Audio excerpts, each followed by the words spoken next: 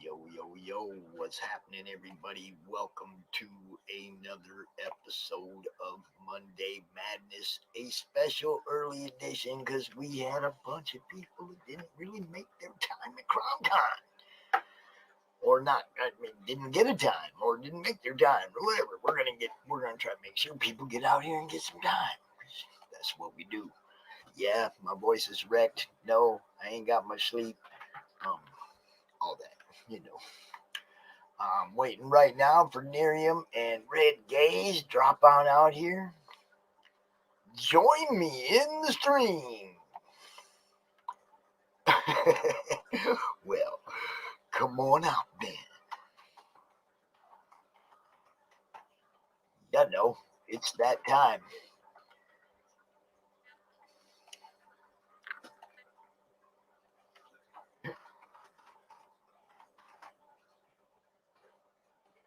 So anyway, we had a pretty good weekend.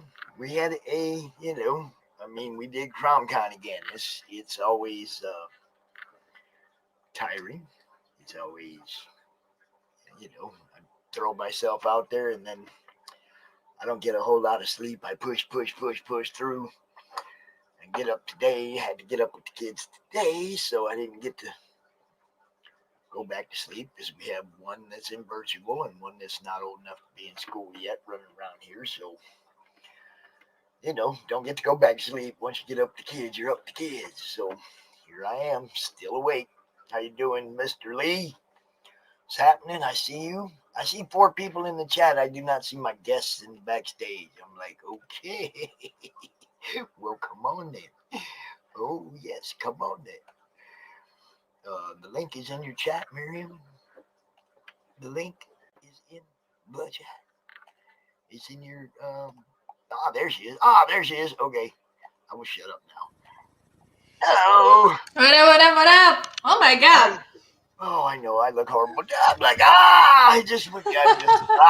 No. I just got out of the, shower. Over here is midnight, so just had to make sure, I didn't know you were over. Oh yeah, I guess that is why we came out early, huh? So that we could accommodate your time zone. That's right.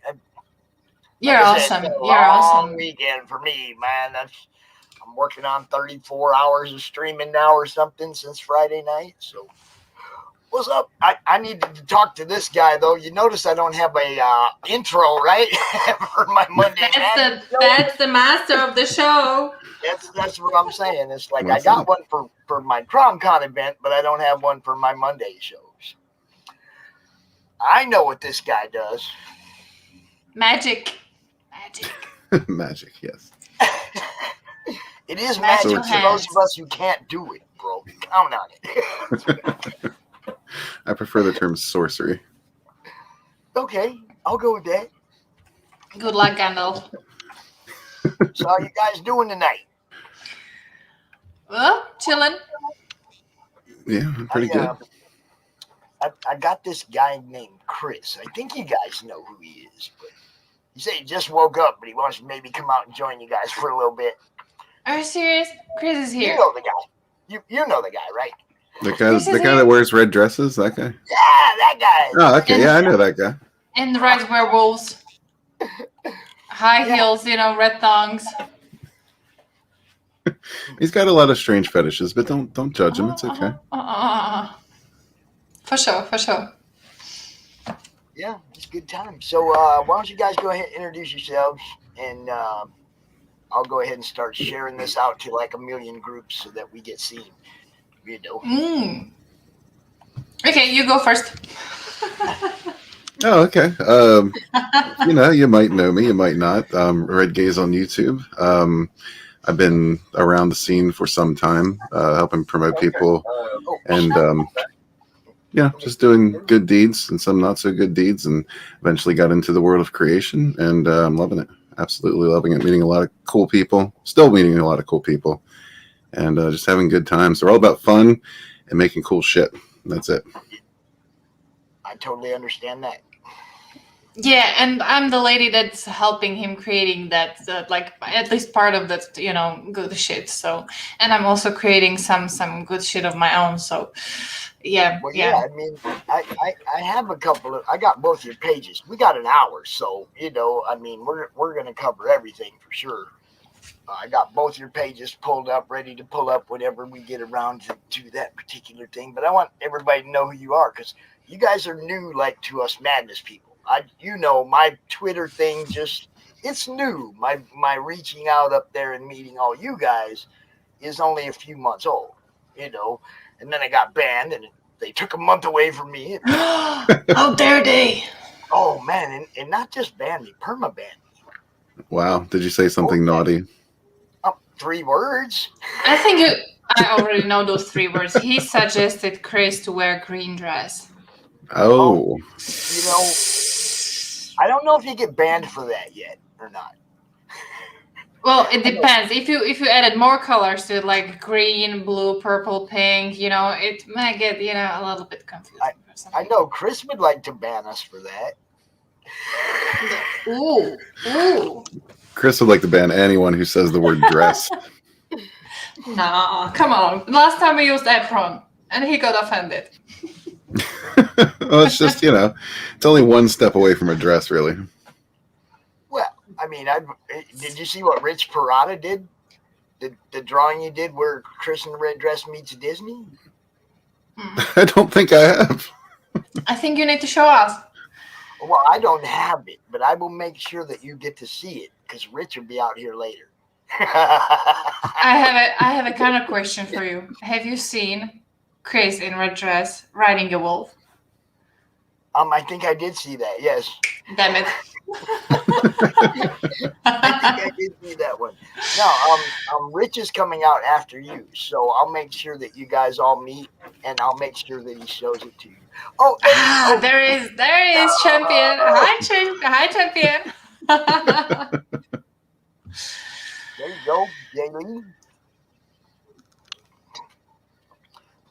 Doing good. Good to see Nyriam. Got my book pack from editing, so working on doing the fixes. Awesome. Oh, and there he is, my once a month co-host, Sugar Chris. Seriously, Chris, the very first thing you do over here, you jump here and already shake your head. Yeah, because as soon as I popped in, I'm hearing red dress talking. I ain't even got here yet. Is that how you like? Listen, guys. Is this how a true number one simp look like? Well, the first he's just shaking hand on his, Well, I'm sorry, I don't have a fedora, Katie. I'm only here for you. Yeah. Right. I think you came for Pops. He's, Sugar and Pops is like I kind of look at him like a long lost nephew or something. Because I think there was a rumor circulating that there might be family ties there. Yeah. Well, you never know. I mean, I think we all go back to the same roots of someplace. Well, I mean, do you have a family in West Virginia? Negative. No hillbillies that I know of. Are we talking about family relationships between Pops and Sugar? Yeah, that's there have been assumptions. Yes, there have. Hold on. You got to. Yeah, it's there. I can see it. He don't Chris, quite got the nose. But a little bit. Chris, What? are you shopping again? No. Already. What? And we have not even started dropping links yet. You see how that works? I had YouTube notifications I was clicking. Yeah. Look. It's not a cereal. It's not a cereal. It's a show, right? Tell them, Chris. Yes, that's right. Simply Sugar and Pops. It's a show. Let me get my there it is. Yeah. I don't know. Sugar Pops kind of sounds like a lollipop. Simply Sugar and Pops. Yeah, it's like a It's sounds a like show. the little It's actually a cereal. Yeah. Okay. That's what everybody said. Cereal. Where's the simply part? Sim? I don't know where Sim is. I don't know. He's on my mug. There he is. Oh my god! And he has a T-shirt on. Mouth Yeah. wide open as usual. No, but those mugs are really awesome. I love those. I'm excited. I'm happy. Yeah, those are some cool mugs, man. Yeah. Yeah. Congratulations on having some merch. Apparently, Sim said we've already sold 8. 8 People different actually wanna orders. drink out of your face, dude. That's wild. You know I what they never. say about drinking out of the skulls of your enemies, right? I'd be checking on who's buying these. Nah. He changed. Like looking at the piles on his right side, I would say he's been shopping good. He's been Oh, shopping. yeah. I got a little tiny pile over here. He's got this. But I don't leave mine sitting out. Once I'm done with something, they can put away. You know. Yeah, I need to get some I long I boxes. cannot back near as many books as Chris does. I need to buy some long boxes to put them in. I don't have that, multi-million-dollar paycheck job that Chris got. He just- No. Stocking shelves don't pay that good. Well, I do. I don't even get to do that though, because I got too much to do here. Well, damn, yeah, Chris, you were inspiring me. I thought I could find my place in the world's stocking shelves. You're telling me I can't? No. Well, apparently you need to wear a red dress to do that. See, that's red privilege. Yeah. Wait a minute. That's how you move up in the world. There you go. Sex sells, baby. So I've heard. So, Nyriam, bonds. To drive. Tell everybody about it. Like I said, our audience is probably mostly all new to you. The people in the madness aren't that hip to everything that's going up on Twitter, and I try to pull everything down to them. And it's like, so you're pretty new to this particular audience. So by all means, let everybody know who you are. Talk about your book. I will pull it up on the share screen if you want, and by all means, we're here to promote. That's what we do in the madness. We promote and we network. Isn't that right, Chris?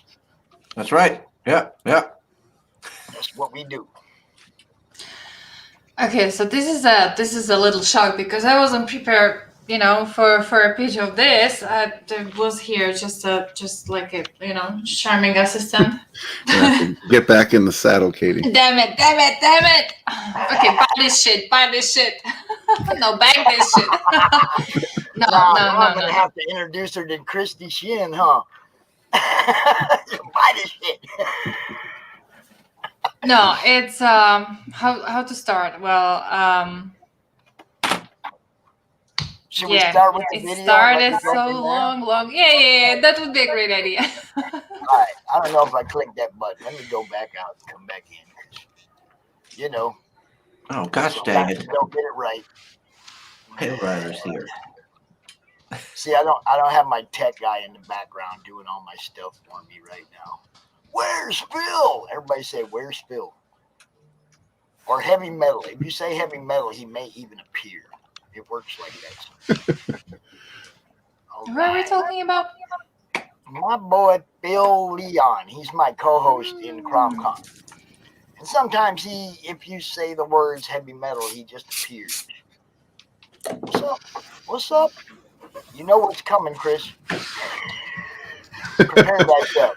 Oh, what's coming in force now? Yes. Hey, back in the saddle. Here we go. Are you ready?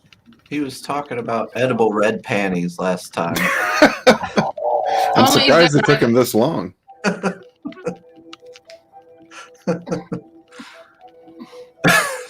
No, Pale Rider, you stay away.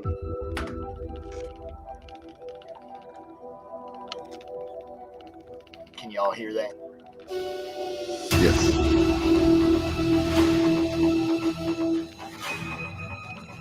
Oh, full screen.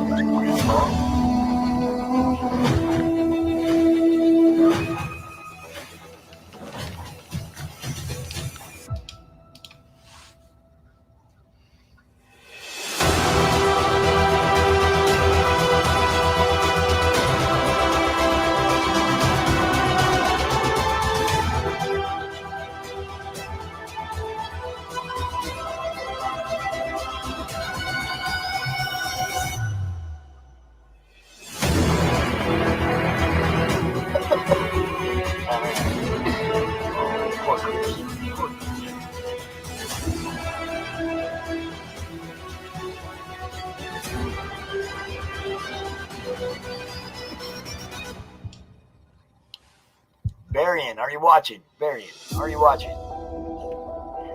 Varian don't like werewolves. I don't know if y'all know that. Anytime you're talking to Varian, throw werewolves on screen. Did you know that, Chris? Oh no, I didn't know that. That Varian is like anti-werewolf? No. Oh yeah, they bother him. He don't like them. so it's something you get to use against him, just like they use the red dress against you. You see what I'm saying? Hmm.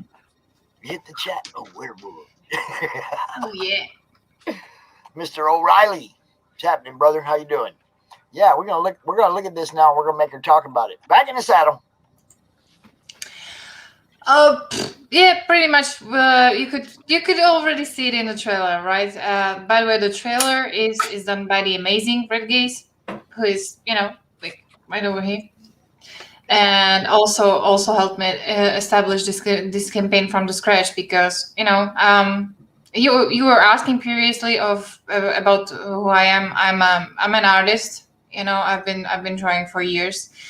But I come from a country that is not really suitable for Indiegogo, so I needed a little help here and there. Red was so nice to help me with that, and that's also the reason why I'm helping him back with his own campaign. So it's kind of like that.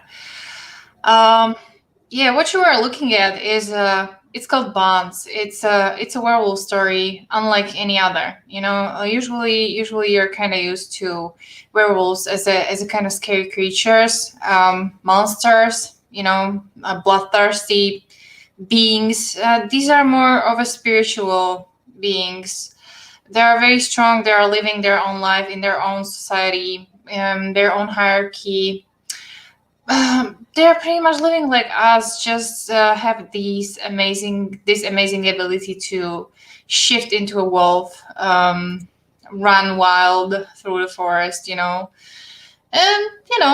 just pretty much like that. And the story is revolving mostly about this girl. Her name is Lena Jensen, and when she was a young girl, there was a huge war between people. Everybody knows the people. People are greedy. People are there's never enough.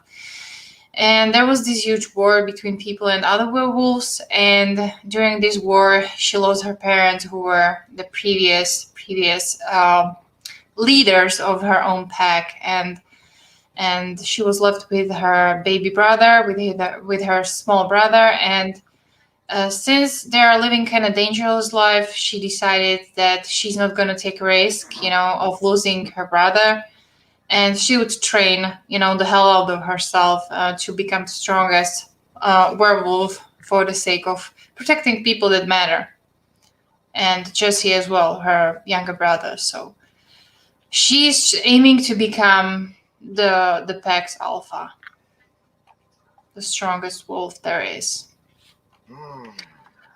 This is the very first book out of 10 plus, because the story that I prepared, that I created, is really complex and really long, with many different aspects of it, because the bonds, the word bonds, it's kind of expresses not only the connection of wolf and human, but also the relationship that are created along her way as she grows, as she meets new friends, allies, enemies, love interest.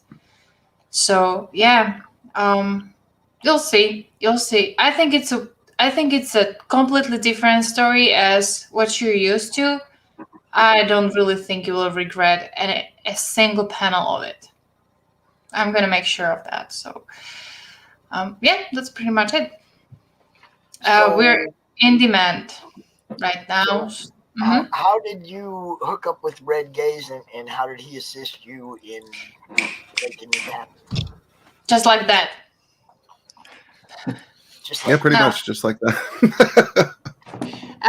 Well, we got in the first very initial touch through Carl Tonielli, who introduced us to each other, and we kind of clicked. We started talking. And when I was about to launch my campaign, I was trying to find a person who could help me and who I could trust, and Red was the person. So how was it for you, Red? You was like seeing somebody that needed some assistance, you throwing yourself out there helping them out. This is what we're all about. I totally dig that, man. Man. I totally appreciate that about you already. I don't even know you. I'm like, yeah, I like this guy. You know? that is what we're all about, and that's kind of what this whole, I don't know what you want to call it, movement, what have you, community, group of people. It's kind of how we all started out, just thrown in to help each other advance, and I want to see that keep going. So if there's somebody that needs some assistance, somebody new to the scene, somebody that has a problem that needs solved, and if I can help, I'm going to help. It's pretty much that simple. It's as things progress, we don't always have time to do everything we want to do, but yeah, absolutely, if we can, we do. And that's just how we operate. So did you guys get to tune in at all this weekend to CromCon and see what we do? I didn't. This weekend was very complicated. Yeah. I have to say, like over here, we finally, there were some restrictions that were pulled down about the COVID, and I was able to see my family after 3 or 4 long months. So I was really, really happy to see them. So I understand that. We had Anthony, Dark Gift. He was out last night for the final panel. We had a really good time, and of course Friday night, Sim and Sugar come out and they helped me do the opening, the kickoff show.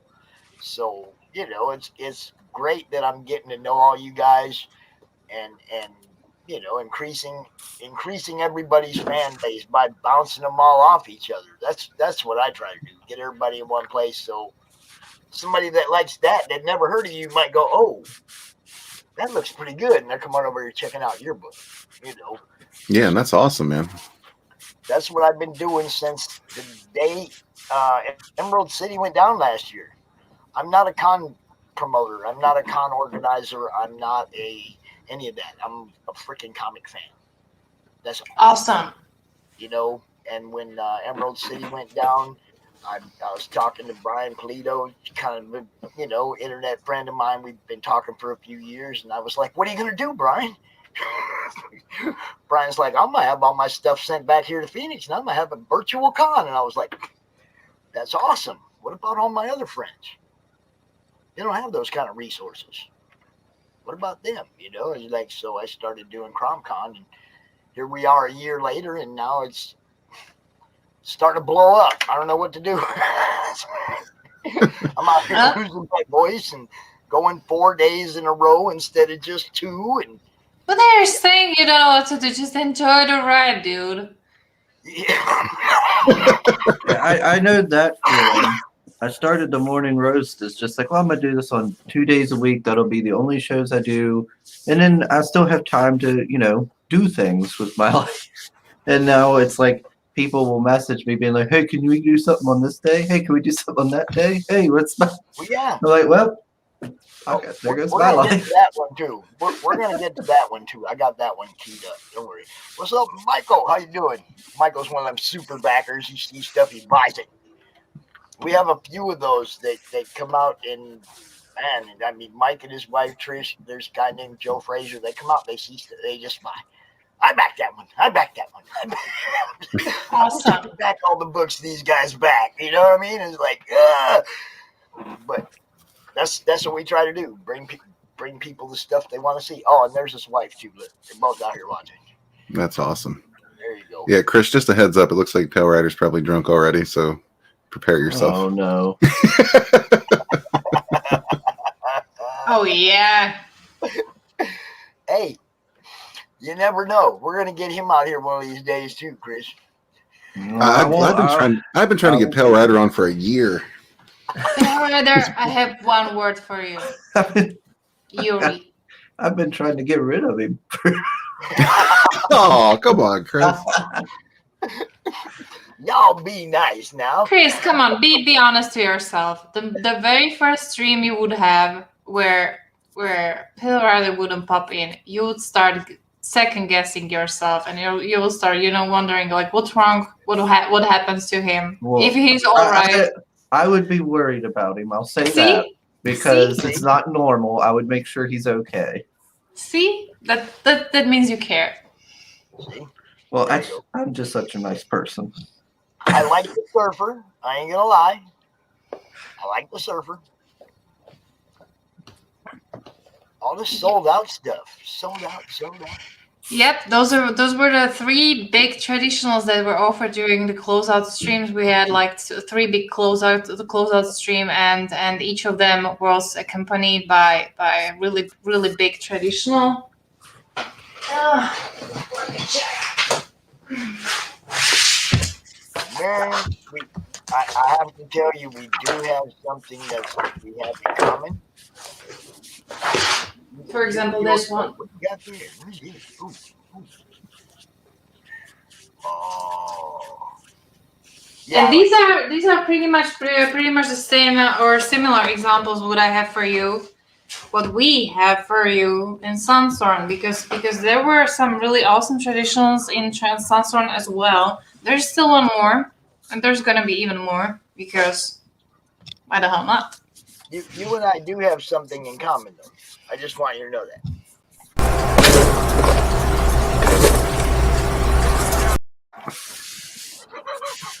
Oh, I thought you meant your stunning good looks. No, that's what me and Katie had in common. Okay, I've been just compared to 2 dudes with a beard. I don't know how to feel about it. I didn't do that. I just love popcorn too. It was just meant to compliment everyone. Yeah, this was a feel good moment. Fancy bookmarks. Look at that. I have fancy bookmarks. They even have me on them. I'm not. Oh.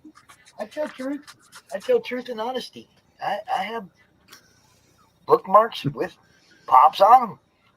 That's awesome. And why should you? But you don't have bookmarks with werewolves on them. No, I don't. I have Thor and Black Bolt and all kinds of different stuff on bookmarks, but I do not have a werewolf yet. Stronger language and violence are portrayed in this story. All y'all, TVMA. Yep. I've already backed this one a couple times. I've filled my simp quota, so I'm good. He said, all right, back this one a couple times. Yeah, this poor man was just forced to. I didn't have a choice. Liar. You just wanted to. You're so proud of it. He felt blackmailed. Yeah, a little bit. Well, see, here's the thing. It was either you or Pale Rider. Yeah, I had to. I didn't have a choice. No. Now, You probably made the right choice. The Red Gaze man is like, he's the intro guy, the trailer guy, the guy that's going to offer you stuff to help. What's the word I'm looking for? Embellish the look of your campaign. Yeah. This guy does it over here, down there, somewhere. Yeah. Okay. Well, You gotta have a trailer that fits what you're trying to represent, right? So right. I try to do that in every trailer. Just give the trailer the same feeling that I get from the book or what people are relaying to me. You know, so a lot of times people give me a little background on the story and everything, and just fill me in a little bit on what the book is about, and I try to use that to just capture the feeling of the project. So let's see what kind of feeling you had when you were making your own. Oh yeah, it was a deep feeling.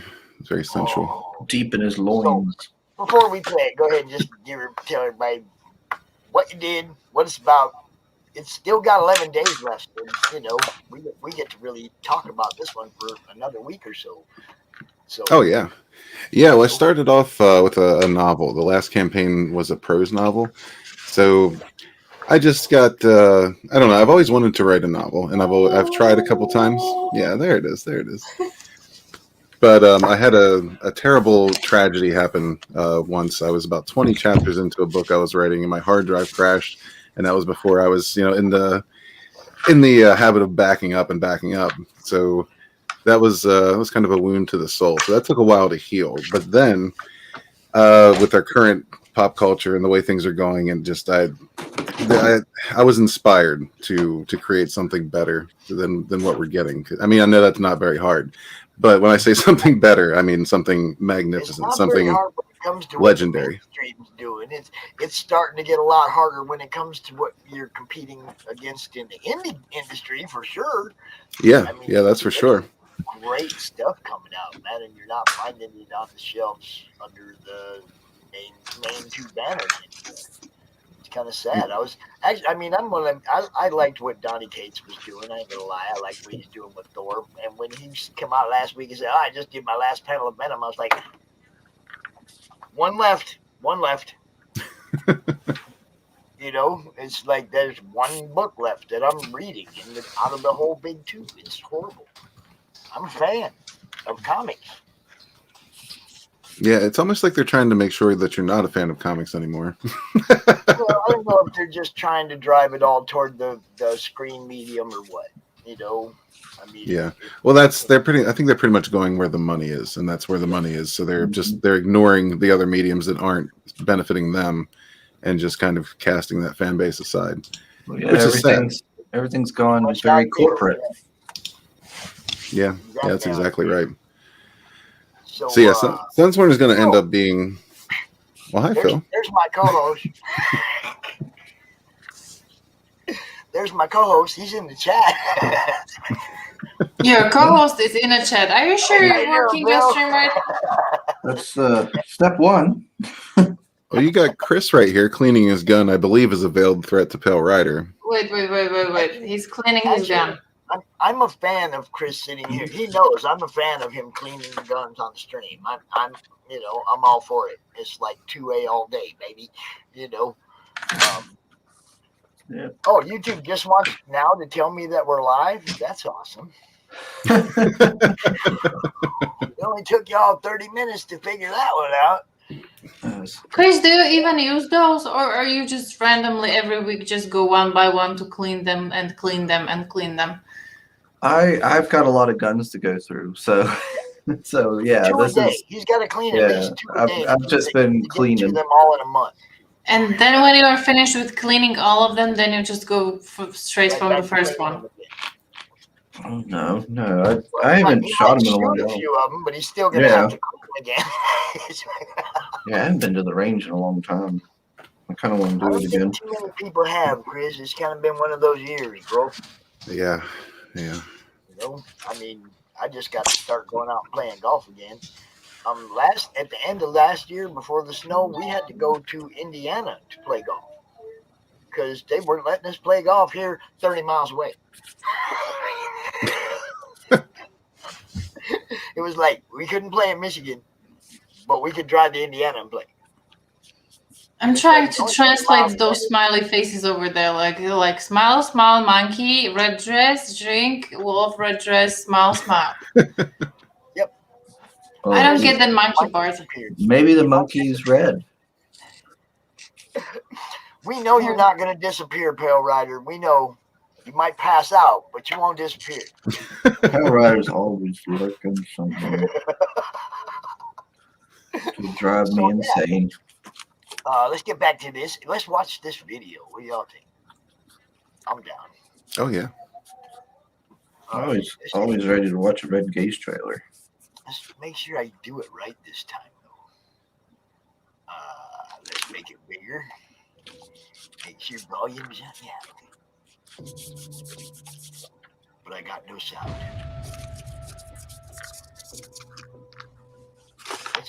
Is there no sound? I can hear it. Oh, I can't. Oh well, you guys can hear it. That's good. I'll listen to it again later. Oh, there it goes. Okay. There we go. All right.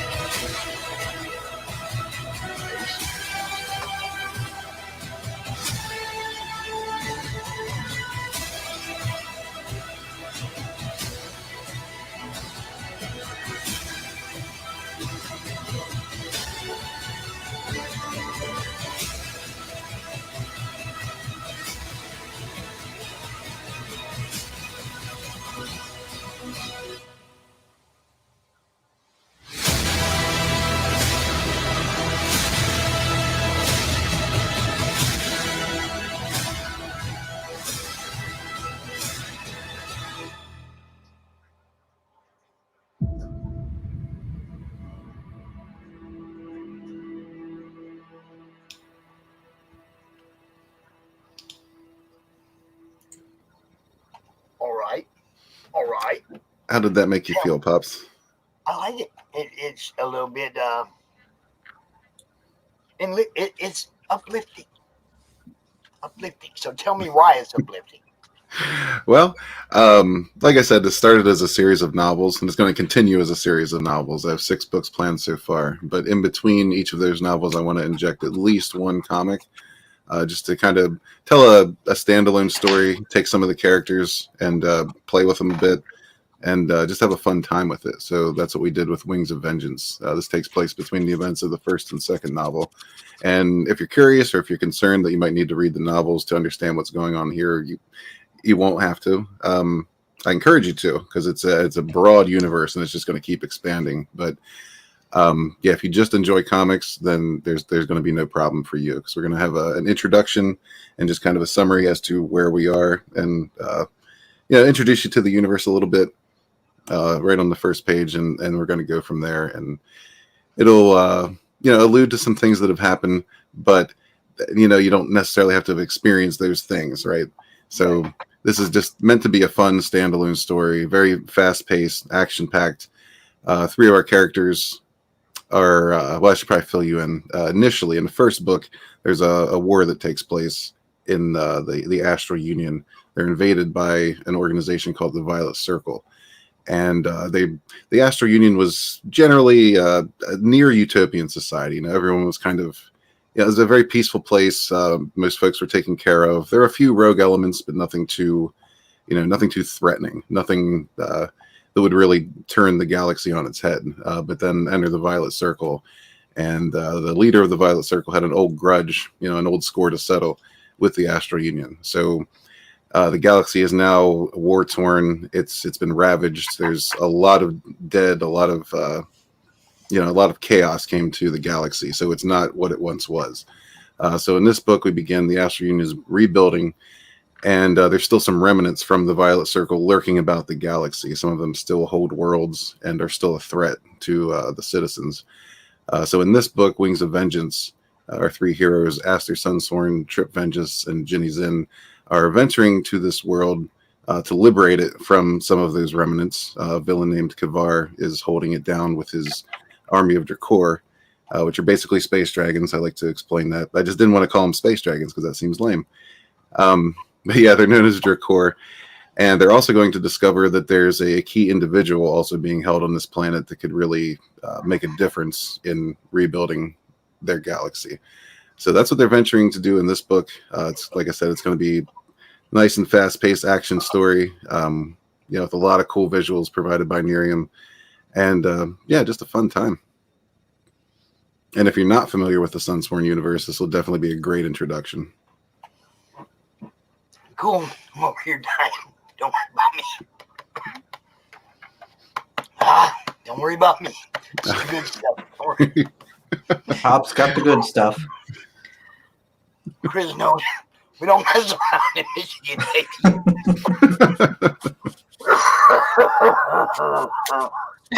Okay, all right.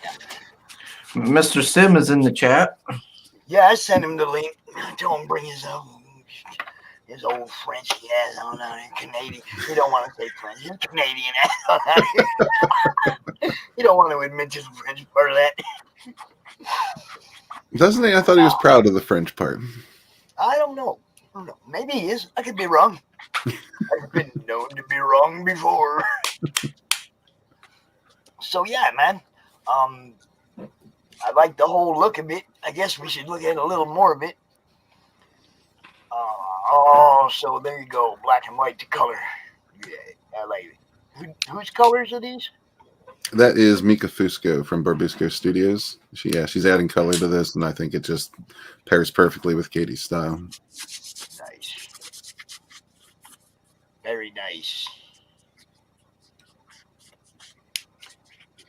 I like dragons too, and I like purple, so it's like That's a win-win. This is the book for you. Yeah, it's kind of a win-win there. My only problem is that damn Indiegogo won't take my credit card or my money card. They won't take it.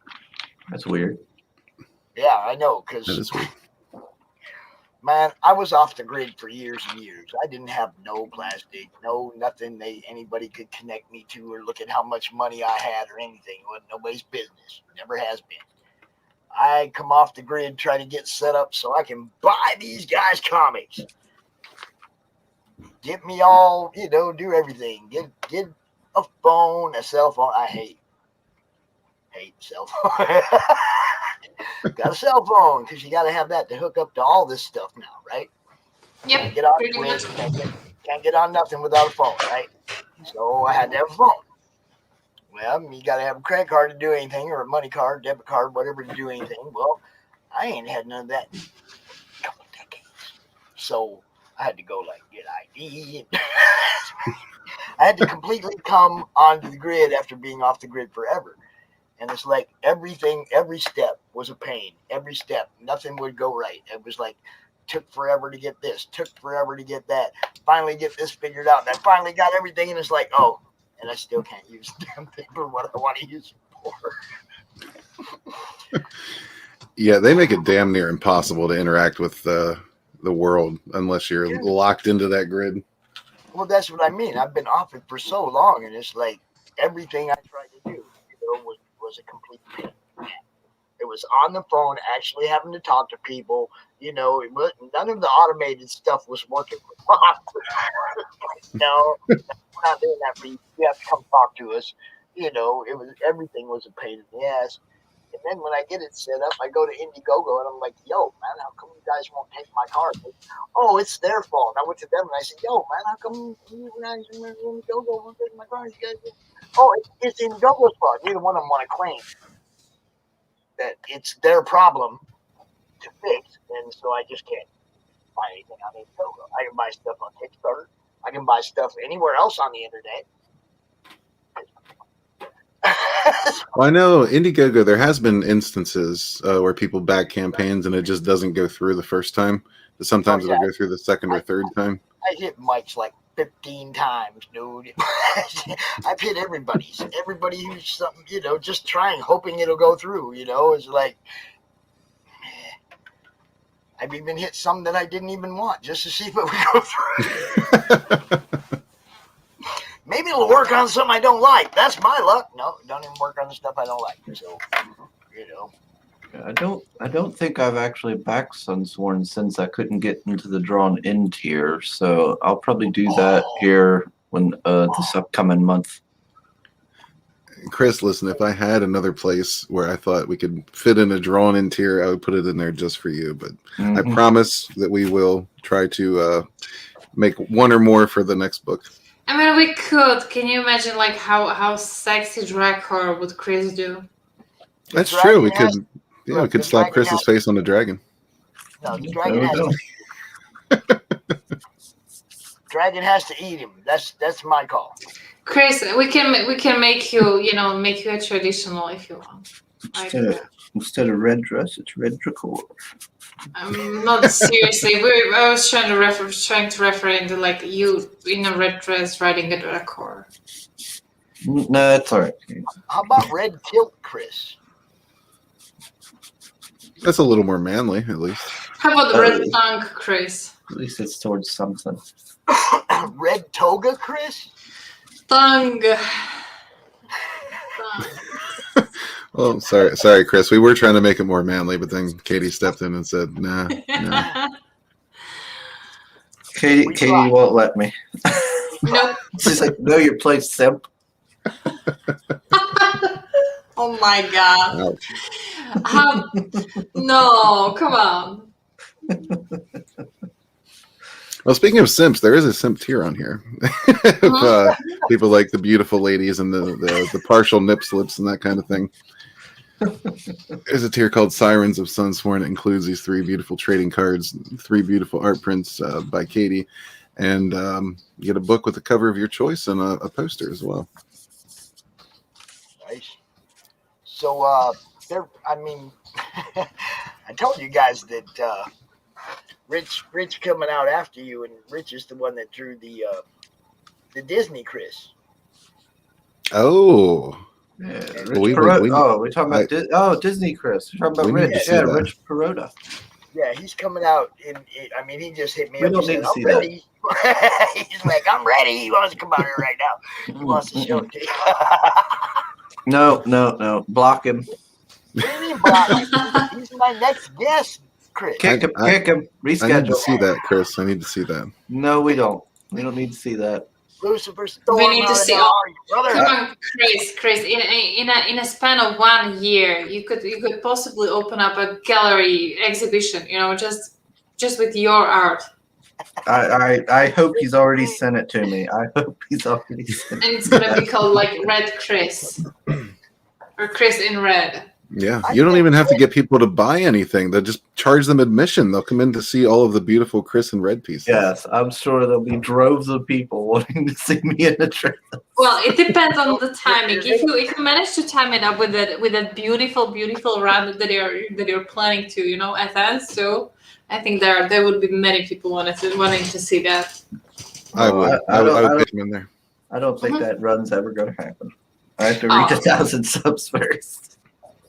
Well, just don't you poke it because we know some people as well. That we do. Yeah, there's a chance we might want to see you run in those high heels. Look, And Red Gaze, I'm throwing this out there at you just for just in case it's something you want to play with sometime down the road here. You got a whole month to screw with it, but the Simply Sugar and Chris show doesn't have a intro either. Well, Right? I've actually said something to Red about wanting to hire him to do an intro for my show. Yeah, well, see, it's like I'm figuring Simply Sugar and Chris and Pops, you might be able to sneak a red dress in that intro somewhere. I don't agree to that. Are you sure? Well, yes, I'm sure. You don't want this in the intro? But the problem is You don't you can't play clips, Red. No. You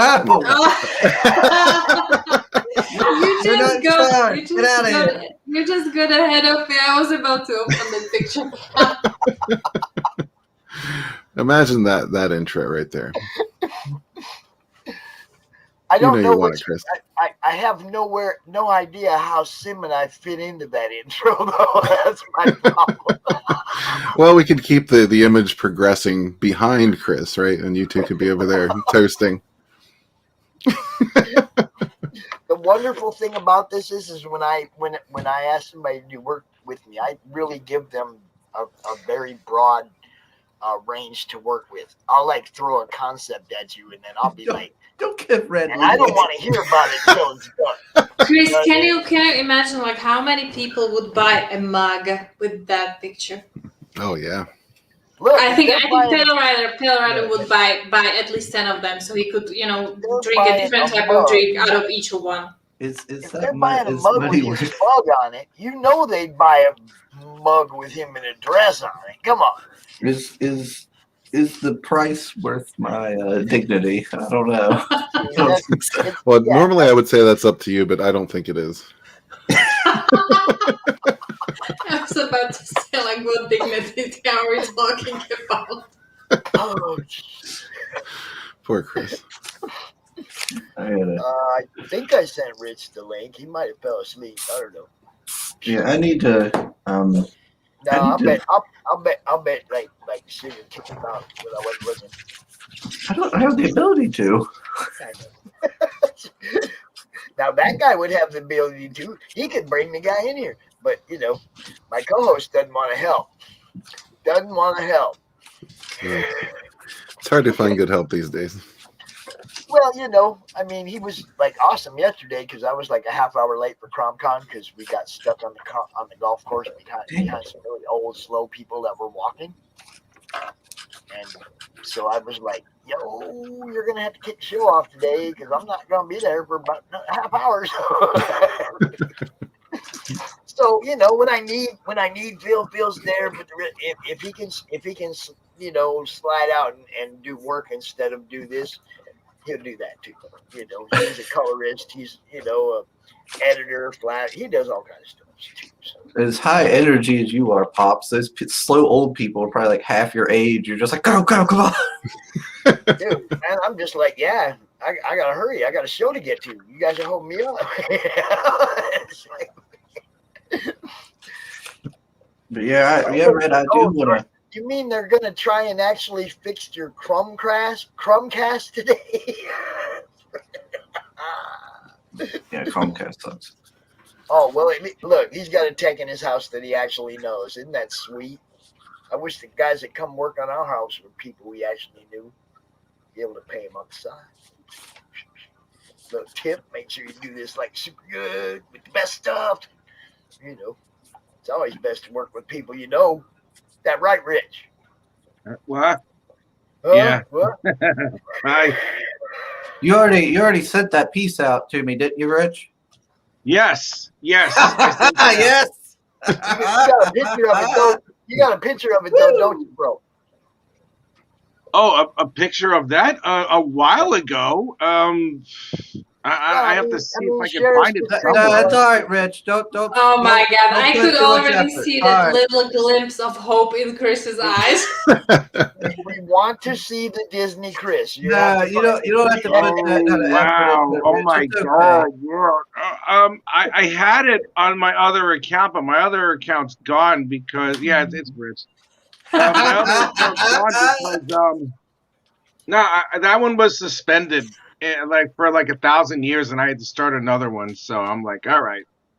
But no, the one I had, it was Sugar Chris in a really lovely frilly dress with all the furry woodland creatures running around, eating each other, Seriously? having And sex. you just lost that piece of a gem. Seriously? No, Oh, I don't have the picture of it. So I don't have the snapshot of it. It's on the way to where he lives It's now. like midnight over there, Jim. Yeah, and Katie's the same way. It's like midnight over there or something. They're up late. No, it's midnight over here in the United Kingdom. Yes, it is. Too bad. Well, Why too bad? You guys will just have to never know the beauty, I'll say, of that piece. Because I'm sure it's floating around somewhere. You're not going to get off that easy. He had it on like 15 Chris. streams, dude. He showed it on every stream. What do you mean we won't find it? We can screenshot that right off your own show, Chris. Yeah, man. Chris, I drew it live on your show, dude. I mean, how's it possible that you don't have it at all? I mean, holy shit. I drew the damn thing. Wow, videos. Oh my God! It just randomly opened on that picture. Who would have thought, Chris? Anyway, I can't see with or without my glasses. That's just crazy. Hello, how are you? Guys, I don't know if you guys know Rich. Rich is the artist and writer of Incantessi that just hit Indiegogo. Second Chance campaign just hit Indiegogo Saturday. Was it Saturday we launched? It was a long. Was it Saturday? Was it Saturday or was it Sunday? It was Sunday. I think it was Saturday. I don't know. It was a long weekend, dude. I was out here for 24 It was hours. Sunday. I'm already at 50%. Nice. Awesome. Yeah, I'm at 300. I'm at 300. Well, I have it. It's a modest goal. I have a 600 British pounds. That's the goal, and I'm at 303 right now. Gosh dang it. And he already had it go through, Kickstarter and was successful. Yeah, that was great. That one was fun. And I had a lot of fun with that one. That one was it's great. actually a very beautiful book. Look at that. Oh, there it is, baby. Oh yeah, That is beautiful. that's the baby. There she is, right there. It sure is, man. And I just did this today because I have this thing where it's like if we reach that goal for the Indiegogo, a lucky backer is going to receive this. Oh, what do you got? I did this live today. Nice.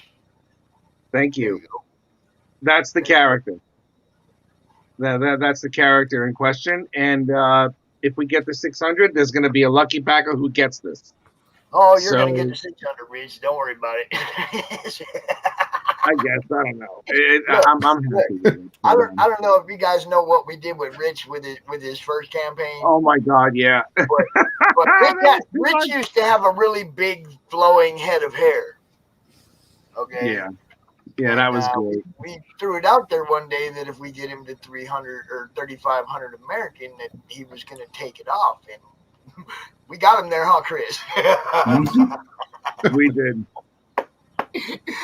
We were out It there for was about really 3 hours. eventful. We got him to the point where he had 3,500 American, and it was like his wife come in with the clippers, and she went to hit it, and then nothing. It was he had to go Yes. get a pair of scissors and hack his freaking hair off with the scissors before they could get the clipper to actually take it down. It was great, and it's Yeah, honest. it was really fun. It was a lot of fun. I have to admit, it was a lot of fun. So I know Chris, and obviously I know there Pop. it is. Who are the other lovely people here who are joining us today? That's what I was trying to do. Introduce you guys. Chris. Hi. You Hello, know Chris, lovely lady in the middle. What's your name? My name is Nyriam. Hi, Miriam. How are you? What are you? Are you a writer? Are you an artist? Kind of both, maybe. When it comes to my story, I wrote it and drew it, and when it comes to Sunster, I'm only drawing it. So. Let's see. Okay. We just had it up a little while ago. You weren't watching, bro, but No, I wasn't. No, I was not. I was watching Falcon and Winter Soldier again. Yeah, because we have another talented writer over there. Over there. Yeah, over there. Both of them have Red Gaze? What is that? That is Wait. Red Gaze. It is Red Gaze. Okay, good. Give me a second. I'm gonna turn this monitor over a little bit. This All is right. Nyriam's book right here, dude. This is Nyriam's art. Woo! That's lovely. Yeah. She's Well, that's some killer. nice work there. And she's got art on his. Look at that. I love the wolf, man. Come on. That looks good. I mean, you guys know I live with them huskies. That's, There's nothing better than Huskies. look at that. I love that. I'm really digging those pages. They look really good. And she did work for Red Gaze, too, on his campaign. I find that one again. Wow. Oh, where'd it go? Let me see. Yeah, man. Nyriam is just a killer artist, and she's quick. She's quick. She has a great work ethic. She's just awesome to work with. Sweet person. Would recommend. 10 out of 10. Just 10. There you go. I need to work better. All right, 11 out of 10. Is that better? Okay. That's doable. I can live with that. So, yeah, Red Gaze's book is Sunsworn. Pull that back up real quick again so you can check out that art real quick. See, Rich, an artist, he wants to see the art. I want to know who I'm talking to and what they can do. Yeah, Well, I want to know because it's like I'm really interested in a lot of the stuff that's out there, and this is no exception. It's fantastic. There you go. It's really good, and yeah, not so much that I consider anyone my competition because we're all doing it for the same reason, but stuff like this, when I see something that's really good, it inspires me to do better. Because as good as my art might be, there are things that I see in other people's art that exceed whatever talents I have. So I'm like, wow, I got to touch up on that. I got to touch up on this. Right. I'm a really good artist, but I'm like. I'll always feel like I have a ways to go, no matter what. I'm always going to try and improve. And if I could be inspired by people who are as talented as you guys are, then by all means. So why don't you And I go hope ahead I and have tell the them a ability little to bit inspire as well. why don't you go ahead and tell them a little bit about you and your project, Rich? Who, me? Yeah. You. Oh, Christ, I'm boring.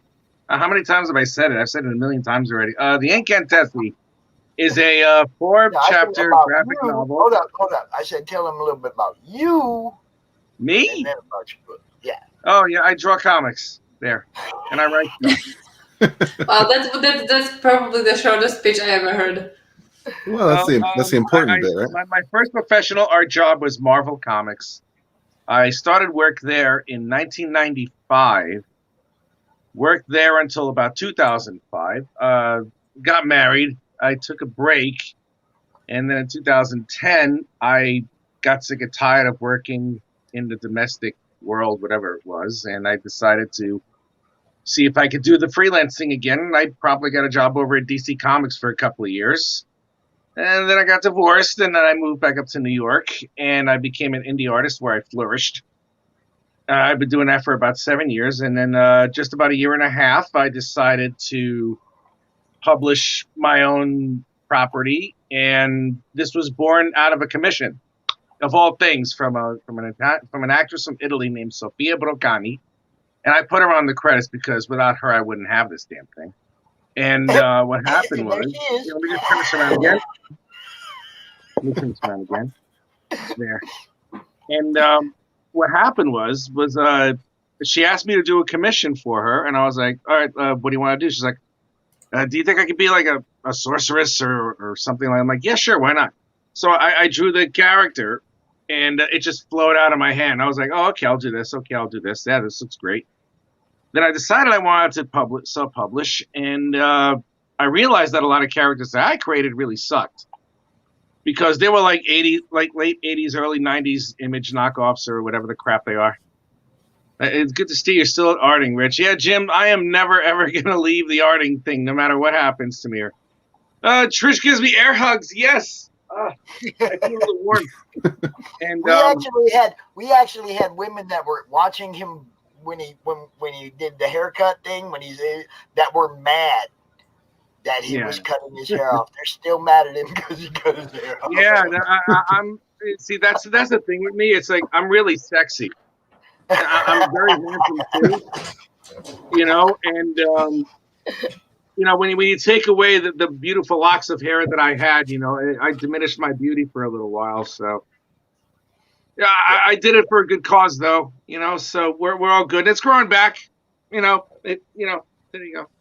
Anyway, right, so got through the Kickstarter and got funded. Yeah, I'm sorry. Yes, I'm talking too long. I got through the Kickstarter, and Pops helped me out, and Pops was great, and I love this guy. He helped me with this book, and I can never thank him enough for what he did. Dude, and I'm gonna say it again. He did all the work. I just talk about books. I just talk about. You got me out there, dude. You got me out there. Well, I mean, I had to put myself out there first. Yeah. Do you remember, Rich? CromCon 1, I think it was. I had Keith Williams out for CromCon 1, who is, a big influence in Rich's. In my life, yes. I consider him my second father. And Rich hits me up and he goes, hey, can I come out and just say hi to Keith? I haven't seen him in so long. And I was like, I didn't know who Rich was. I had never met Keith before. I'm like, okay, why not? Yeah, and then we tried to get Rich back. We tried to get Rich back and surprise him and put Keith in one of his streams, but Rich got kicked off the internet right when Keith came in. Oh my God. Yeah, that was the worst. I was like, no, come on, man, this isn't fair. And it just like, Keith taught me everything I knew. And I seen Rich drawing this, and I was blown away. I thought the art was amazing, and I started talking to him. He was launching, and we, of course, I'm going to go out there and help him promote it. And the Kickstarter was awesome. We had a blast going through it the whole time when it got close to the end, and it was like, man, I wanted, what can we do to boost it? We'd throw ideas out there, original art, whatever. We were throwing ideas at Rich, and Rich is just running with everything and getting more backers to the end, and it was pretty cool. And there was I'm sorry, Pop, you first. There were those people that didn't, that don't use Kickstarter. We all know that. There's people that won't. And they were like, are you going to Indiegogo? So this is the Second Chance campaign. And, we launched it on CromCon Saturday. And 10 backers and halfway there. And I'm sure this one's going to get done. And are you going to go in demand with this, or are you just going to start working, or are you just going to go straight to the campaign for 2? Well, this is a fixed goal. I put it at a conservative estimate just to see what I can do. And so far, I mean, we started this a couple of days ago, I guess, and we're already halfway there, which is good. What's that American amount in dollars? Is that what it is? Yeah, 421. All right, yeah, okay, yeah. It's because over here it's British pounds, so that must be like 400 something. This is 303 British pounds. Yeah, it's something like that. But anyway, right at 50%. So you know. Yeah, I know. Not bad for a couple of days. And Quentin. Yep. Hell Van Zandt, Ultimate Master of the Universe, blah blah blah. Yes, I know who he. I know he wants Quentin is the Q continuum. You got to watch out for that guy because he snaps. Yeah, I know. But yeah, no, it's been a hell of a ride. Chapter 2 is really shaping up to be something a lot more than I thought that Chapter 1 was going to be. I thought I did well with Chapter 1, and Chapter 2 is going to be a lot better. And I sent the plot. I don't know if I sent the plot yet to Pops for Chapters 3. You probably did, and I'm probably trying to avoid it. Probably trying to avoid it, yeah. Chapter 3 is going to be.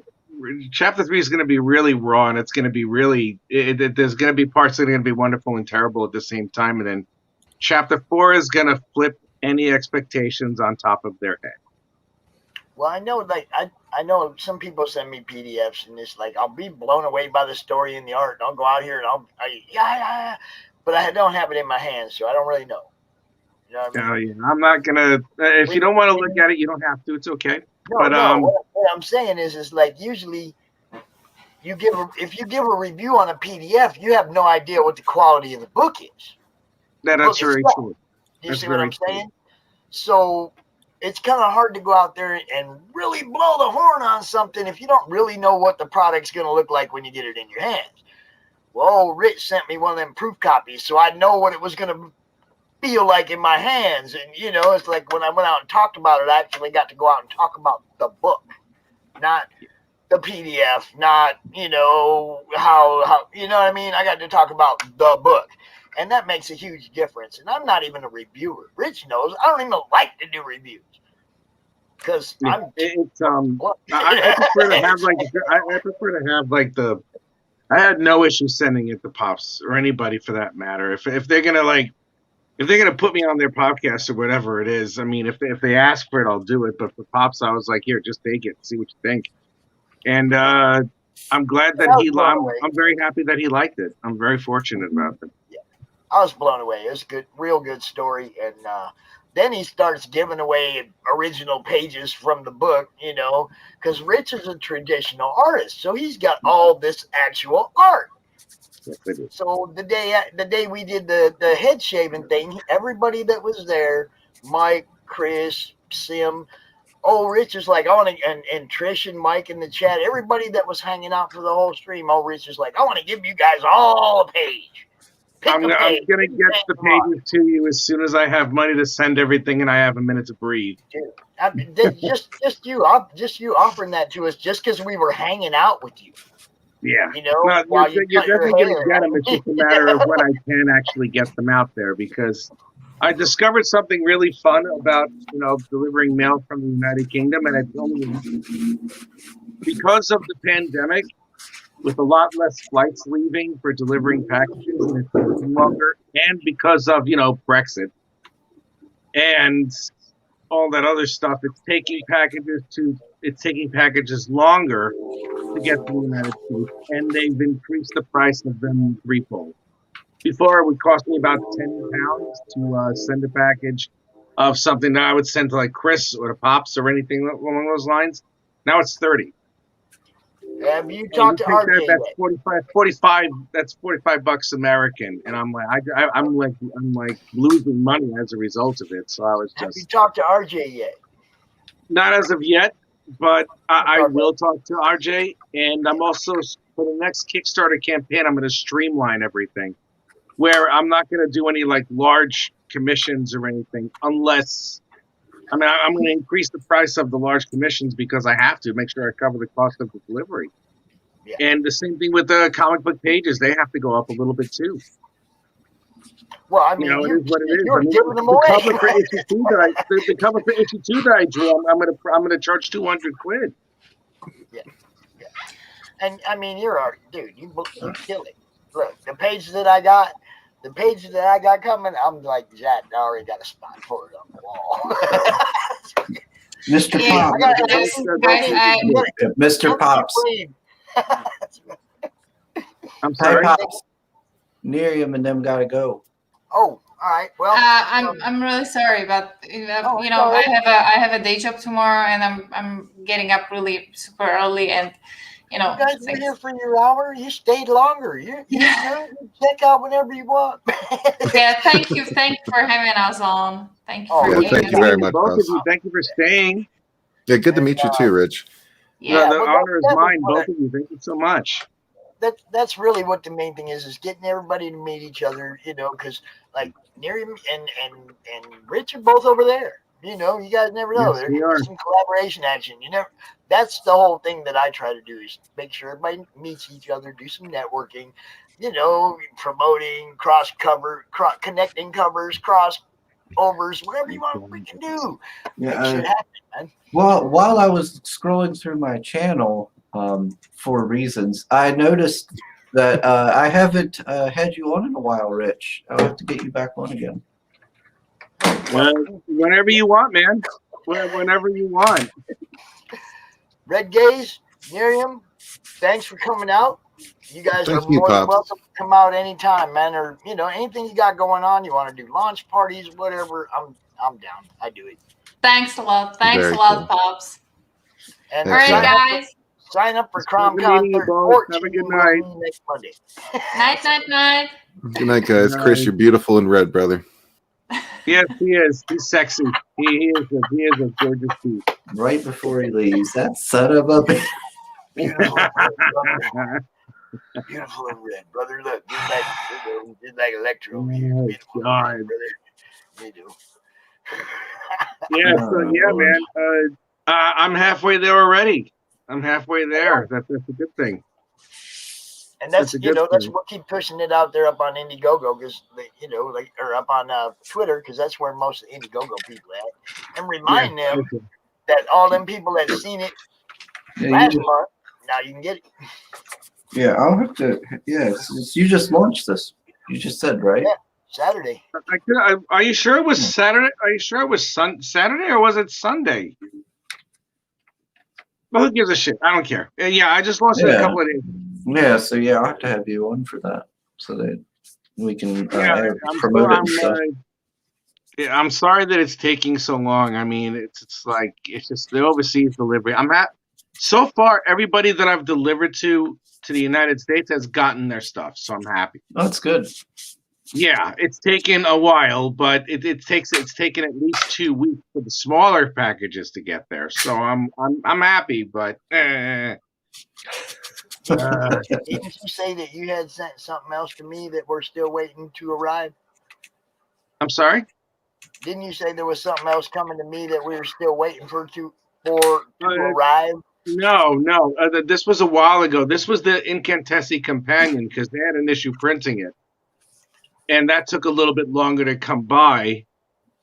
So that I had to wait an extra week. I had to wait 3 weeks for the funds to come in after the campaign ended. That was that. And when that came in, I had the stuff printed.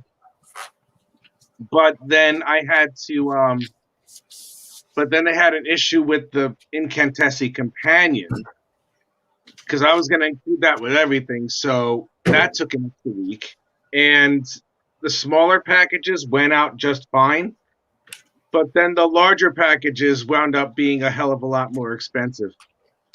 It could take anywhere between 1 to 3 months for international. Yeah, it's... yeah, it was RJ. RJ helped Mike out. He said Mike's next book will be shipping out of the Netherlands to America for like $12. God, who is it? He's on Twitter? Critical that guy? Blast. RJ? Critical Huh? Blast. Critical Blast. I have to get. I'm gonna get in touch with that person Yeah, you I have will to. get in touch with him This is very the madness, shortly dude. because I it's can like, hook you up anytime. Anytime you want to talk to him, I can make that happen. You know. you know what, Pops, if you can, that would be great.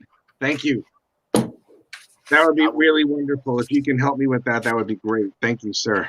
Yeah, I'll send you his info and let him know you'll be calling on him. Oh, it must be bedtime. No. Oh, what's up? Do I want popcorn? Yes. Oh, man.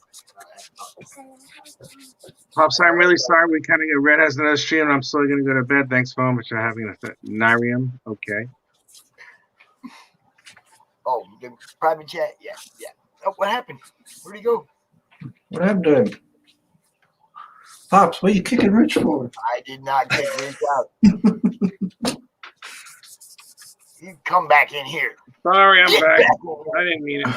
Yeah, Sims. Yeah, man, this is all right for anybody out there who's watching or anything else. Hello, kids. Yeah, it's Sophia. She's she's down here looking at the comics that got laid out. Hello, young lady. How are you? Seeing if she wants something to read. How are you? Mm. Good. That's Rich. Remember Rich? Rich is the one that did this book. What do you think of that? Man? Yeah. Okay. Rich is the one that did that book. Well, she likes it or that she doesn't like it? I don't know. Do you like it? She says she don't know what it says. It says incantessi. She's like a sorceress. She's confused.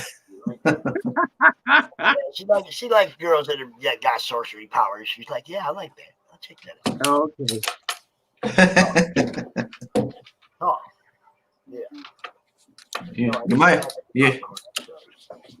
you might not get that book back, Pops. Look, they have their own collections. All four of them. All four of them have their own collections. Whoa, knocking over my stuff over there. When's her birthday? Hers is in Yeah. November. November? All right. There's four of them, Rich. But before you start that, there's four of them. 4? Oh, crap. Oh, my God. Don't What the even hell am I going to do? I'll be out of my stock before then. Holy crap. Don't even go there. Ernest McClendon did that. He's like, he's going to draw some stuff for the boys, and he drew a couple Ant-Mans for the boys, and I was like, girl's going to be upset about that. So he ended up drawing, he drew Sophia, an Electra, and he drew Emma, Jean Grey. That's Adam Fields drew that. Adam Fields drew this year Poison Ivy. Oh, that's awesome. That looks nice. I mean, he drew that for them. He drew that for the girls live on his stream. Nice. It was pretty cool. And then he sent it, There's so many cool people in the industry, man, in our community. There is. There are way too many cool people in the industry. I'm so glad that at the very least we have a knowledge of who they are. Can you get it without knocking anything down? Hi. Sweet kid. Sim said on the YouTube series says it can take anywhere between 1 to 3 months for international. Yep. This is wow, that looks great. This is Ernest McClendon. Woo! Oh yeah, look at that. That's lovely. It's Electra because Pop loves Electra. Look, we got it right here. We got my it goodness. right here. We got all over the wall. Huh? We got Electra everywhere, don't we? Mm-hmm. Yeah, even behind me, I know. That's her favorite too, Electra. That's crazy. So, Pops, check this out. Oh, I showed this to you already, right? Yep. look at that. Yeah, this is a drawing of the Incantessi. Now, for anybody who's watching, anybody out there who's watching in Monday Madness land, once we reach the goal of 600 British pounds in the Indiegogo campaign, this is going to go into a lottery, and one of the backers who has backed the project will get this custom drawing that I just did live Oh, Both pencils and inks. One's on Facebook and another on Twitter. So if anybody, if we get to 600, someone's going to get this. And I'll be more than happy to give it away. See, he likes to give away art. I do, because there's a lot of people who will appreciate the art a lot more than I will, because I can always do it again. You know, I can always draw another page. It wouldn't matter to me. You got more to do. You can just bring it to life in a different way every time. Yeah, exactly. It's like I could draw something every. I've been drawing something every single day for the past 8 years at least. You know, there has not been a day that I have not sat at a drafting table and drawn something. So it's like, for me, this is breathing. You know, so it's not much of anything at all. He's drawn something every day for 8 years. Rich is a madman giving away all this. I am a free stuff. madman, yes. I am a vicious madman. One time I did 4 pages of incandescent in one day. Ah, oh my God. Sure, you were ready to go to bed after that. No, I was, yeah, I had too much coffee. Let's just put it that way. Hello. Look, Rich is always, Rich is one of the people that's so easy to promote because he's always out here showing people drawing. I mean, he's always out here drawing. Makes it really easy to promote him because, dropping hey, in y'all, for did you 3 see minutes. Rich on his stream earlier? You know, it's like, go check out his stream. I don't even have to, you know, but I do. No, because- it's yeah. Well, Hey, guys, you I always got just- should. You know, whenever I you got get a just- chance. I got just a brief minute. I'm going to be getting cut off here in a minute. I just wanted to say Okay. hey to everybody, and everybody buy the Incantessi. Rich's book rocks. Thank you. I'm going to be set. Luckily, I know the dude that's hooking up the cable. He said they hadn't replaced the line like they said from the street to the house. He's putting me in a new box and running a new line back around to where I have my connection. And he's about ready to cut me off here for a minute. He gave me a brief And then minute. I'm going to send you a freaking camera. Yeah, right. So I should be all good here real soon, but he let me on for a brief minute before he cuts everything off and switches it over, man. So I just wanted to stop in, say hi, and everybody check out Rich's book. Yeah. And good to see you, Chris. And I will catch up with you guys in a few, man. All right, man. All right, peace. Peace. Peace. Boy Phil, huh? Pop's co-host, my CromCon comrade. Comrade is like a friend over there. Comrade is Russian for friend. Vodka is Soviet. Vodka is Russian for what? Here she said, you got friends all over. Yes, he does. He has friends all over. He definitely has friends in the Netherlands, in England, even though I'm from Brooklyn. Brazil, You know. Philippines. I got friends all over the place, man. Everybody loves you, man. You're an awesome individual, you know, and the ones who don't love you are icky, stupid faces. I love how you PG that up, bro. Oh, I had to. They're icky, sticky poop faces with poop on their face. Ew. Where does he live? I think he lives in West Virginia. Who, me? Who? Sugar? Yeah, he does. Yeah. Yeah, I'm a West Virginian. He's West Virginian. West Virginia. Mama. To the place that I belong. Yeah, and for that's such a lovely song, but for me, it's like London calling and we're going to the pub. London calling and it's going to be messed up. London calling and we just like to fight and do all the stuff and drink and this and stuff and just like all that other and cross the bridge and have fish and chips and all that other blah blah blah blah blah blah. That's it. She knew the West Virginia song, but she don't know what you're saying. I know, right? It's a silly. I don't know what song. It's London. What's that? The Clash? Yeah, that's what it is. Oh God, I'm all squinty. I think it's because of the light. It's so bright. He lives right by Sherwood Forest. I do. I live in Nottingham. I do. Isn't that strange? It's crazy. I've actually been to the spot. I've actually. This is no joke. I've actually been to the spot where Robin Hood and his merry men would meet after they robbed from the rich and give to the poor. Eh? I was actually there. It's awesome. It really, really is. And it's I'm one like of the they even party have like. spot now. I'm sorry. Yeah, So I'm one of it's the like a party parking spot. lot at this point, you know. But it's No, I said party spot, not parking lot. all right, well, same thing. Well, in a lot of southern states, a parking lot is a you know it is a party spot. Charleston. Yep. What's up, Pop Culture Avenger? How you doing? Pop Culture Avenger. Hello, Pop's panel in chat. Hello, hello, hello. And I'm joined by my Munchkin co-host. Hello, Munchkin co-host.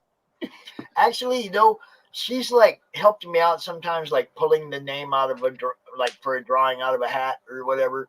It's like whenever I do a drawing, I'll give her the hat to pull the name out of. She pulls Karen Pearman almost every time.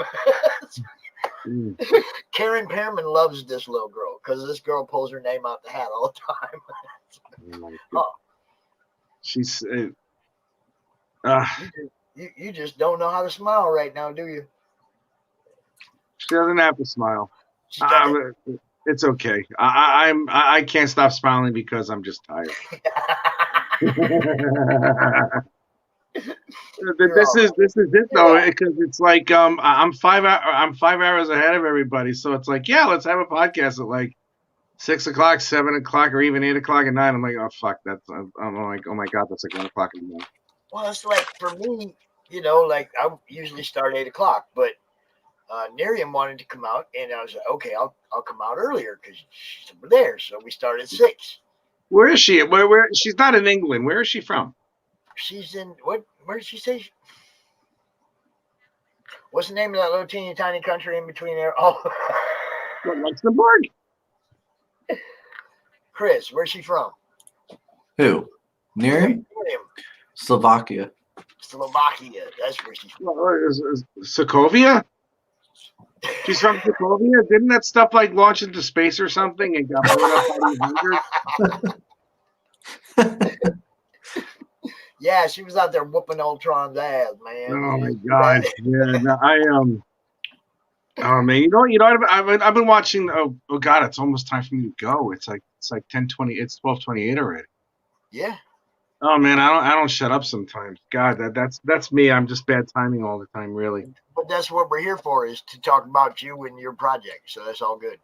Yeah, I'm having too much fun.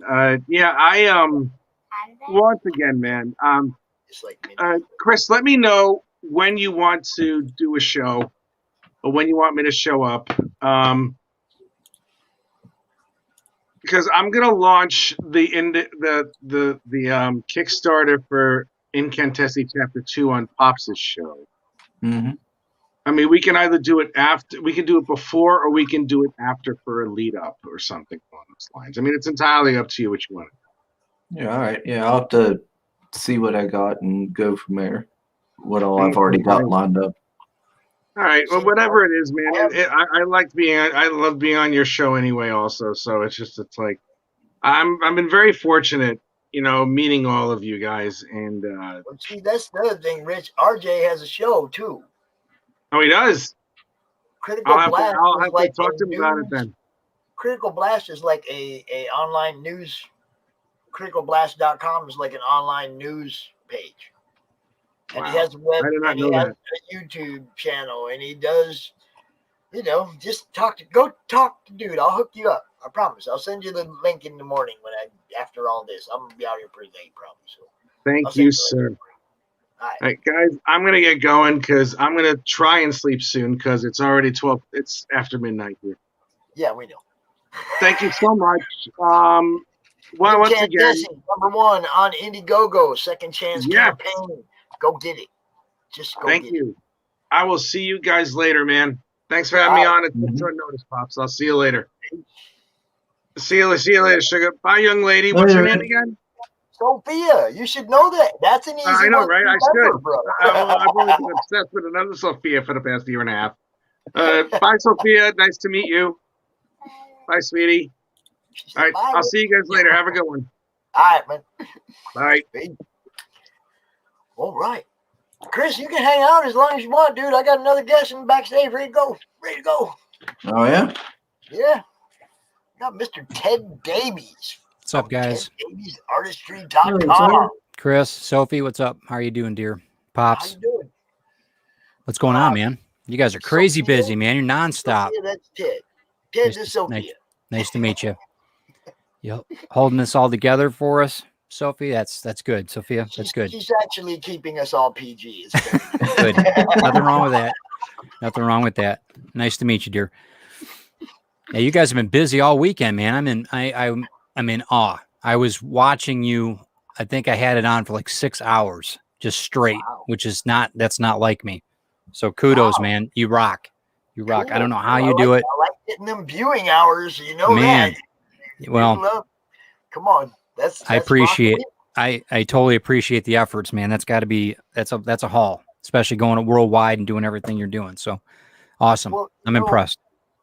It's when it started the first time I did it, I did 3 full days. Started at noon and went till midnight. 3 straight Wow. days. It was like Wow. that was rough. Okay, but I had a lot of fun, and it was the first one, so Yep. it was meeting all those people for the first time, and I was so jacked, you know. Oh, It was I'm like sure. Monday I didn't sleep. Tuesday I was like, still like going through the whole thing in my head. Still 'cause- pumped, right? Yeah. Yeah, Yeah, I the mean, I got to adrenaline. meet You can live off the Polito. adrenaline for days, man.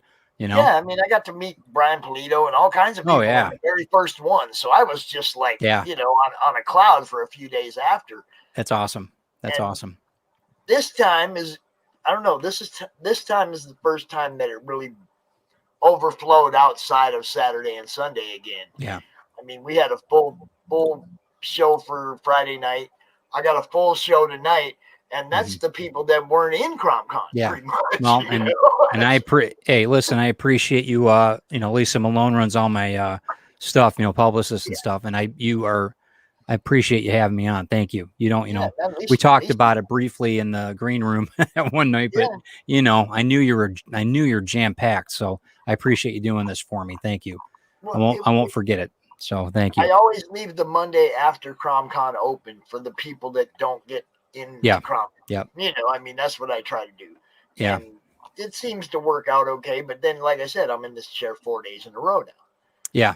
Right. 2 full right. days and 2 half days. You got to get you an IV to get you hydrated, right? Yeah. Hook you up to an IV while you're I there. figured I'd come out here tonight at 8 o'clock, do my normal show, and then I had people hitting me up going, "Hey, man, it's like, but I live way over here. Yeah. Can we Yeah. do a little earlier?" All right, we'll start at 6.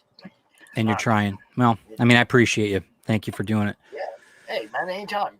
That's that's what we do. You know what we do out here. I know. We just try to I get know. everybody more exposure, man. That's I know all. it's great, and I appreciate it. I do the same, and it's hard. It's hard because you only have a certain amount of time to do it, and it's rough sometimes. But Good night, Quentin. You have a good night, bro. But you want to check out the Grim 101.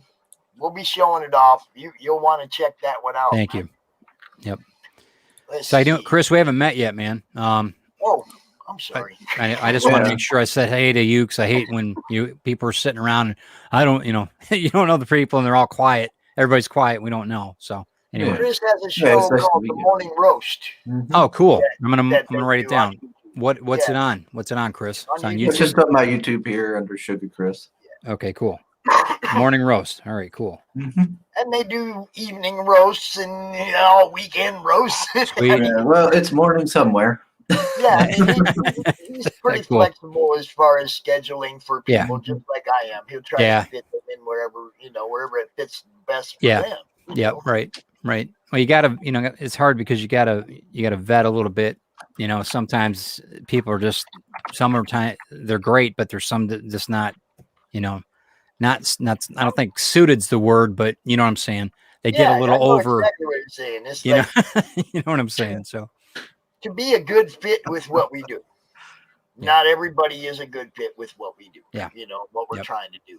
And you weed them out, you get through it, you try to leave them behind. That's all. right. I mean, you try to give everybody the benefit of the doubt. You know what I mean? You try, and that's good. It shows. And You guys, it you is. guys did a great job over the weekend. So There- it does show. It is wide open to pretty much anybody. You know that. Unless somebody's actually come at me stupid, then Right. I'd probably shut the door on them. But Right. the con's open to anybody that wants a spot, man. It's Mhm. first come, first serve. I don't go, no, you can't be in it. I've never kicked Right. anybody out of the group Right. for the content of their Right. project, maybe the Yeah. content of their character. Yeah, that I but would never go the with. Yeah. content of their project. Yeah. I believe art is subjective, and there's somebody that's gonna like it. Leave And them alone. and Don't- that's a great platform because you've got comics are great and everything. The art form's awesome, but yeah, you got to really. Some people just shouldn't be in them. Their attitude So- stinks, and it's yeah, hate to I mean, say like I that, said, but content of character. I Yeah. know there's some people that don't really care for the content of my character, but that's only No. because they don't know me. Yeah. No, it's. I mean, we're a villain in everyone's story, right? Somewhere. yes. So Yes. that's the way it is. So But I do want you to go ahead and let everybody know who you are. sure. I'm Ted Davies. I am an artist, an author, a collector. I do all kinds of things from books to wristwatches to you name it. Cigar show. We do a lot of different things. We do a mixology show on my YouTube channel, Ted Davies Artistry. But mainly, I'm an artist, a comic book artist, and an illustrator. So, and my background, I've got a couple different books out right now. Retrieve is my sci-fi series. It's been out for about 2 years now, a year and a half, and it's being optioned right now. So we're waiting on the scripting and all that to be done now. We were real fortunate. We got out of the gate, and that really worked out well for us. So we're working on that. But in the interim, I've got Grim 101 that I'm going to be promoting on Kickstarter that just went live yesterday. And as of this morning at 9 a.m., we funded. So I'm happy about that. So thank God. So that was good. Nice. Oh, cool. Cool. Thank you. That is our friend Lisa Malone Management. She's Yes. she rocks it, man. She- She's out there I'll helping tell you what, people, man. The best. I've worked with a lot of people in architecture over the last 30 years and everything else, but when it comes down to it, you're talking about character, she's it. You know what I mean? I don't care what your background is, education wise or anything. She knows she's got this ability. She's well educated, but she's also got an ability to understand, what needs to be done, especially in this type of campaign. I didn't know, I've invested in a lot of different Kickstarters, never run one. So, I mean, I knew when I interviewed her on TED Talks, I'm like, hey, my show. And I said, I really want to find out about her because she can help so many people, man. So many people in this industry that, she's got a service that she could provide. And she has all different kinds of numerics, she could charge whatever to fit your budget. And it was just fantastic, dude. Just a great, great experience. So yeah, really like her a lot. You got Jim O'Reilly looking at your art. Look out. You got Jim O'Reilly looking at your art. Thanks. Hey, Pop Culture, I want to give a shout out to him too. Big Yeah. investor in the project. Thank you, sir. Oh, cool. Right on. Yep. Oh, Thanks. thanks, Pop Culture. I appreciate that. Don't be You're, letting Chris pass me up on subscribers now, y'all. You can keep me ahead of that. Well, I won't complain. Yeah, cool. Yeah, that's good. You're right behind me now, dude. I just went over 300. You're like right. That's good, man. That's Yeah. fantastic. Yeah, that's great. Yeah, we had a good time, man, over the weekend. Good.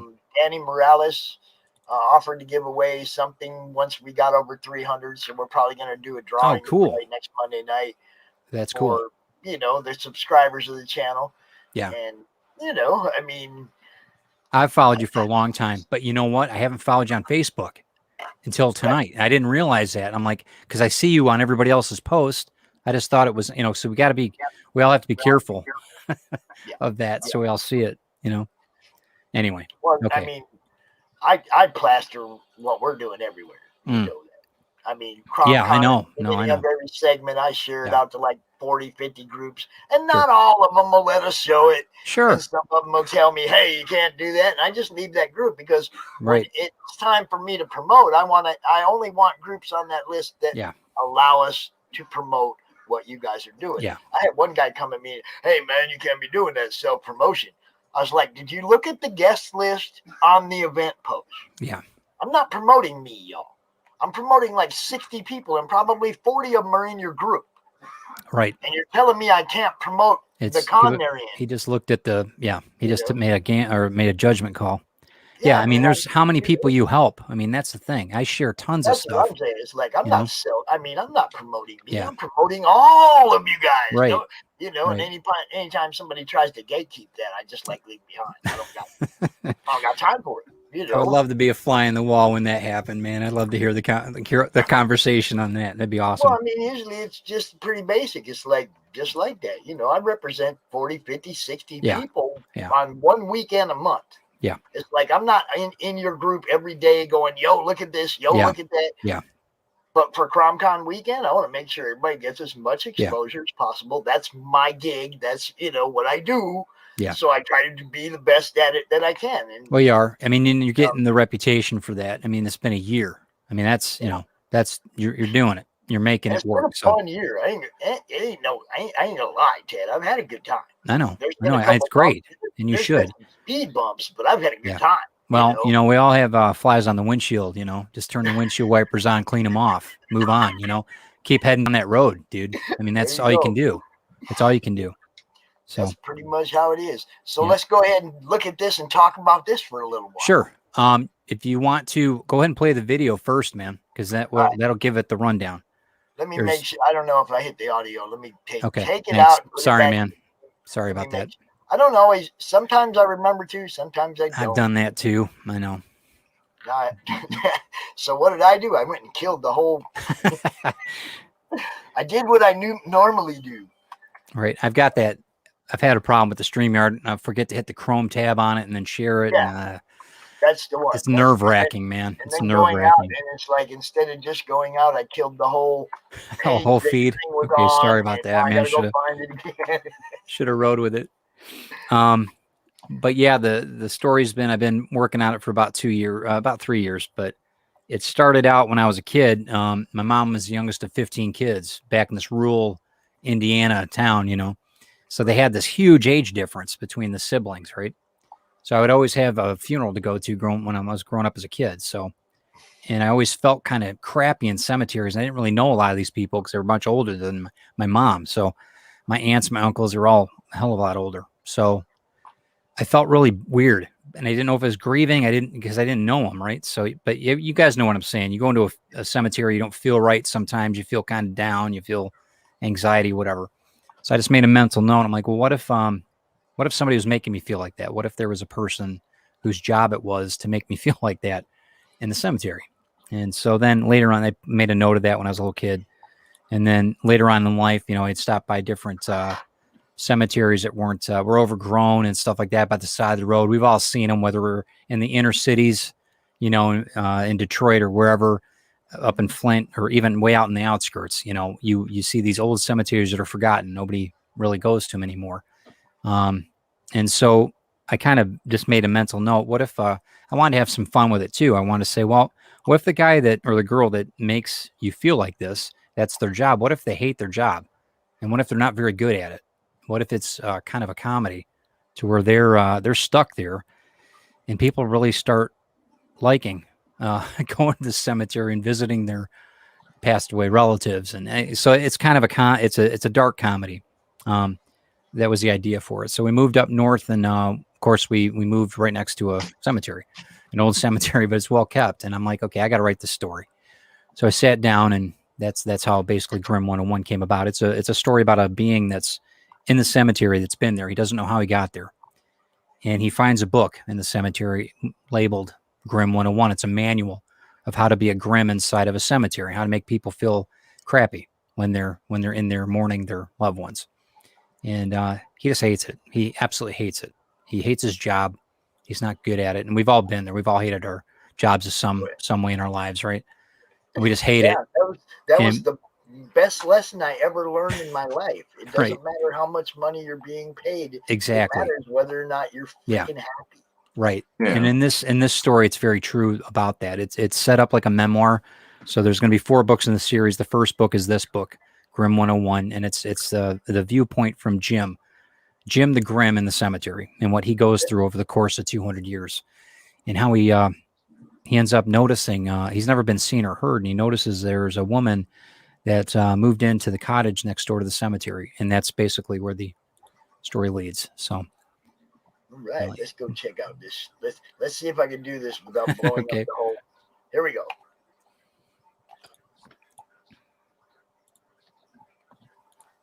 I do not hear anything.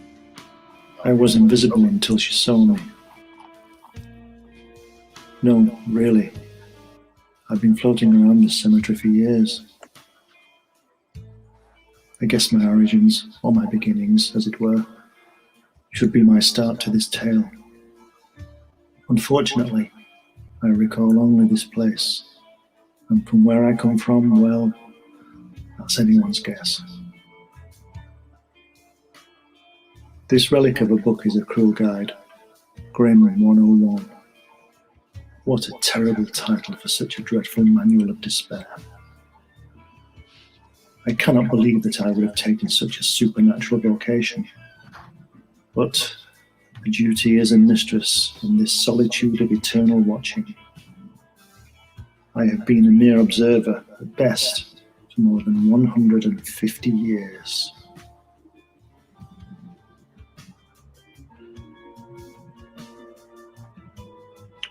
I knew that was Glenn. he did such a smash job on that, dude. He is such that character. That was the first thing I was going to ask you, and then I saw the credit. I was like, he was. When we were talking, I said to my wife, I'm like, because we've been going back and forth. We've been doing a few things on the sidelines, trying to figure a few things out with some business things that we're doing, and I said, because my dad was Welsh. My dad was a Welshman. He's from Wales, and a little north of where Glenn's from. And he had this really deep Richard Burton accent. My dad's no longer with us, and it's next best thing I could think of was having Glenn. After I heard his voice, I'm like, fantastic. And his wife's got a superb voice. I can't wait for her to do the voice over the next book, in the series. But Glenn really nailed it.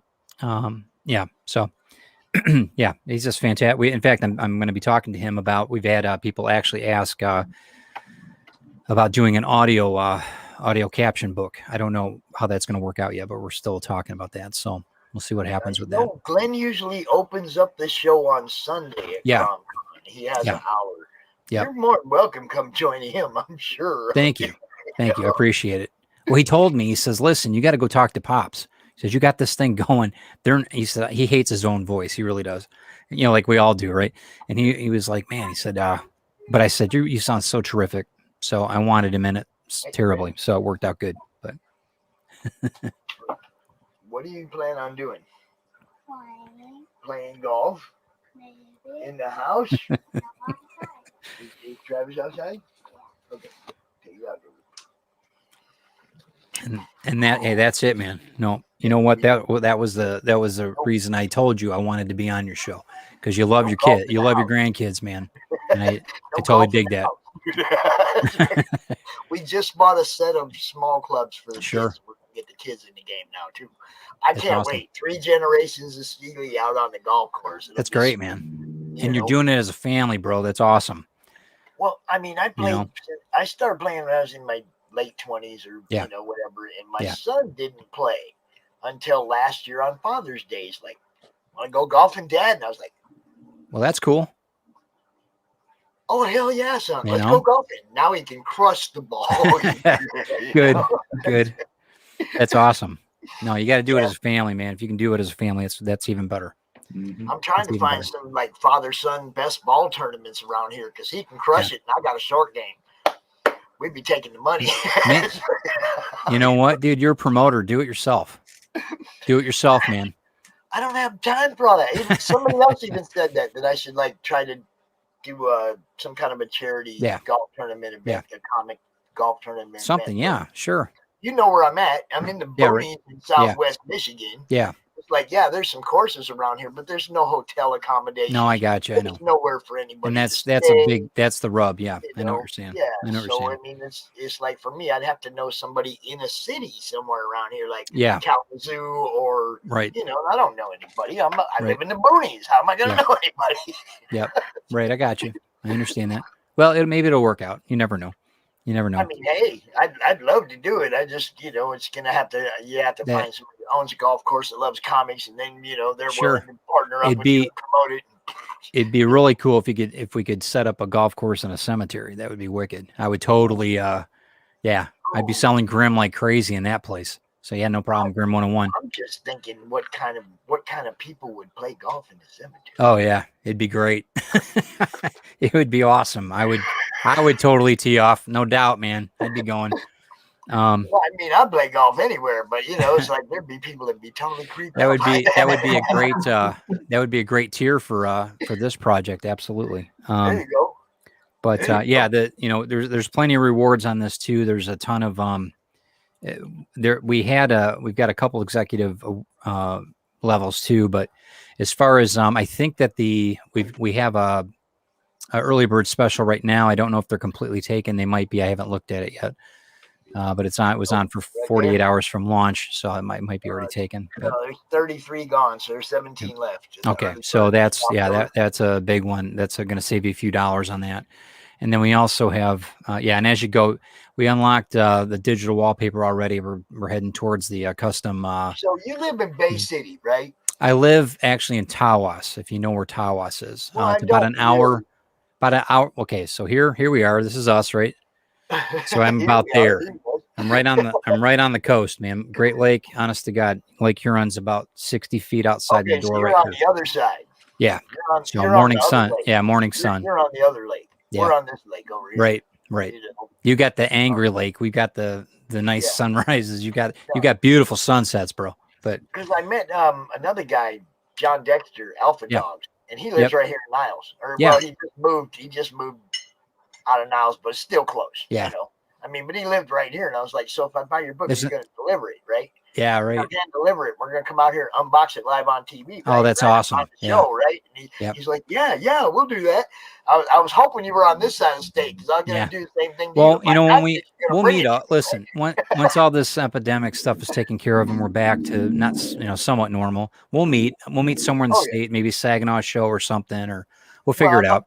I'd really like to get like a press pass or something for Grand Rapids. Sure. I know Randy and everybody's going to be there. All the people I talk to all the time. I'll tell you what, man. Randy's a great promoter, dude. I enjoyed Chris and my wife and I enjoyed 2 shows with him, man. He's just awesome. I will, any show that Randy does, will be there. You know what I mean? So yeah, absolutely. Yeah, I think that'd be great though. Anything that you can do to like that, we'll get you in. Con live from the floor of a con. That's that's the heart of it. Around and I spend 30 minutes at their table, talking to them as opposed to like this. Yeah, I'd love to be able to do that, man. That's the goal. Hey, Pops, I gotta head out. You gotta go to work. No, I don't gotta work. I go actually over and spend some time with the family. Good. That's a good idea. Get a bite to eat. All right, Chris. I'll talk to you, man. I'll be seeing you. I'll check you out. Okay. Oh yeah. Thanks. Good talking to you, brother. You're welcome on to talk about your project. All right, thank you. I appreciate it greatly. Thank you. Yep. And I'll connect with you. All righty. Good. Yep, we'll talk to you. Thanks. Later. All right. Yeah, he's not Sugar Chris in the group. He's Chris Evans, but he's in the madness. Gotcha. Find him. That's cool. I'll I might end up having. He's the guy wearing the Templar uniform. That's cool. That's totally cool. I'm down with that. Yeah, we're working on the stretch goals right now. Like I said, it's only been live, I think, 24 hours right now. Started like in 2 minutes. So 2 or 3 minutes, about 20, roughly. No, it's about, it's been live about 24 hours. So we're getting there. But yeah, we got a few things that we're unlocking right now. So and you guys can go through this. I'm not going to go through all the. Well, one of the things I was going to ask, I mean, you got stretch goals like for money, but do you have backer rewards for the amount of backers? No, not yet. And we talked about that. We're still looking into that because I wanted to see where we wanted to pinpoint a few things. I wanted to see where it was growing first, since we're so early in it yet. Lisa and I, and that's one great thing about Lisa is that she's adaptable. This is the whole reason behind what we're doing. What the reason I loved the idea and have incorporated it into a few people's campaigns that didn't have it, but basically it can be anything. Right. Okay? Right. When we get to 50 backers, I'm going to give away this piece of original art. Right. Or whatever. It doesn't, and just any random of the 50 people. It's just, you just slide it in their package. Right. When you're a backer, like, because I got one of the John Boy Myers black medals from Toledo. Yeah. Yeah. Okay. There's only 10 in circulation. I That's got awesome. number 13, right? That's awesome. So, Yeah. I mean, those kind of things, when you open a package and there's something in it you didn't pay for, Yeah. you didn't expect, It's just that extra, right? Yeah. well, you got a lifetime fan now. Yeah. And You're not gonna only that, you yeah. got a fan like me Yeah. that's out here telling other people about it a year later. Yeah. You're never gonna And believe what I encouraging got. other Yeah. people to do stuff like that. That's See, cool. That's it's a good not idea. my idea. Yeah. But applying it to backers as opposed to the stretch goal. Yeah. You see what I'm saying? Yep. That's drawing in more backers. The backers bring the money. Okay. The money doesn't bring the backers. Right. You see what I'm saying? Yep. The more backers you have, the more you see Right. is like. So I concentrate on trying to up the backer count. Right. of And something. that's really the idea too. I know that we wanted to have something, Lisa and I are working on a few different things behind the scenes of how we wanted it kind of fluid because we wanted to be able to do a few things, maybe add this on, maybe, so yeah, we're looking at all that too. So the first 2 days, we wanted to see how it's growing. Well, and then you got 24 hours. You got 24 hours in. You got 33 backers. Now, if it like dies out in the next couple days, then I throw something right Yeah, up. that's Give what me we're. the 50 backers, and somebody's gonna get Yeah. something sweet. Yep. Because that something sweet's gonna bring some people to do. Absolutely. I mean, that's Marketing, absolutely 101. I Yep. mean, and Yep. it doesn't even have to be. I mean, you've already drawn it. It might even be a page you don't even like.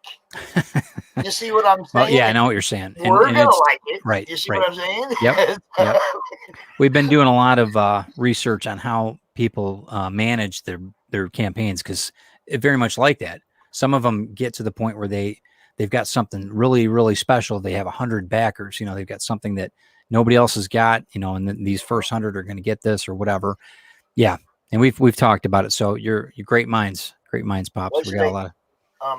Okay, the one campaign that I work for, the dude said, I'll give one of these prints out to the first 50 Madness members that back his book. Yeah. Well, he had to print 50 of them because 50 Madness members back his That's book. awesome. That's You know awesome. what I mean? It's like, so that kind of stuff works, man. What a That better kind of problem stuff to have. draws people in, Yeah. That's And, cool. and it's got Crom on it. It's a little print that's got our little troll on it. The guy up in the corner there. Yep. It's got Yep. him, and it's got the guy's character from his book. Awesome. So it's like, It's I a like win-win. doing stuff like That's a that. win-win. That's awesome. Yeah. So yeah, I'll make a note of that, and that's something we've been talking about too. So absolutely. So I mean, Lisa can always pick my brain, man. I've been watching so many other people's campaigns and Yep. getting so many, yeah, ideas, that you see what works, you see what Sure. doesn't work, sure. But for me, like I said, the main thing is always backer count. It's Yep. always going to be backer count. And I can totally agree with that. I The can more totally agree people with that have it in their hands at the end Mhm. is the more word of mouth that's talking Sure. about your book for the next one. Sure. You see what I'm saying? It's Yep. like, and Yep. that's, word of mouth. Everybody knows. It's, hey, I read it and I liked it. And Yeah. that's By the where way, the next yeah. guy, Right. So, Right. That could be 10. That could be 10 additional sales in the future per person that says it. So yeah, I'm with you. definitely. Good thinking. But yeah, we've got a lot there. I mean, there's a ton. Take your time looking through it, guys. I mean, there's so much to look through. But yeah, it's it's been a lot of fun already. So we're, I was not shocked, but I was surprised when we woke up and it was already funded. So that was good. It's a good feeling, and I'm glad that everybody that was on it, was excited for it. Now So you get to just have fun promoting. See, that's Yeah. the other thing. yeah, You get over that quick fun, you get funded quick, and then you get Yeah. to spend the whole time having fun Having promoting fun. As opposed Yeah. to going, crap, am I gonna fund? Crap, am I gonna fund?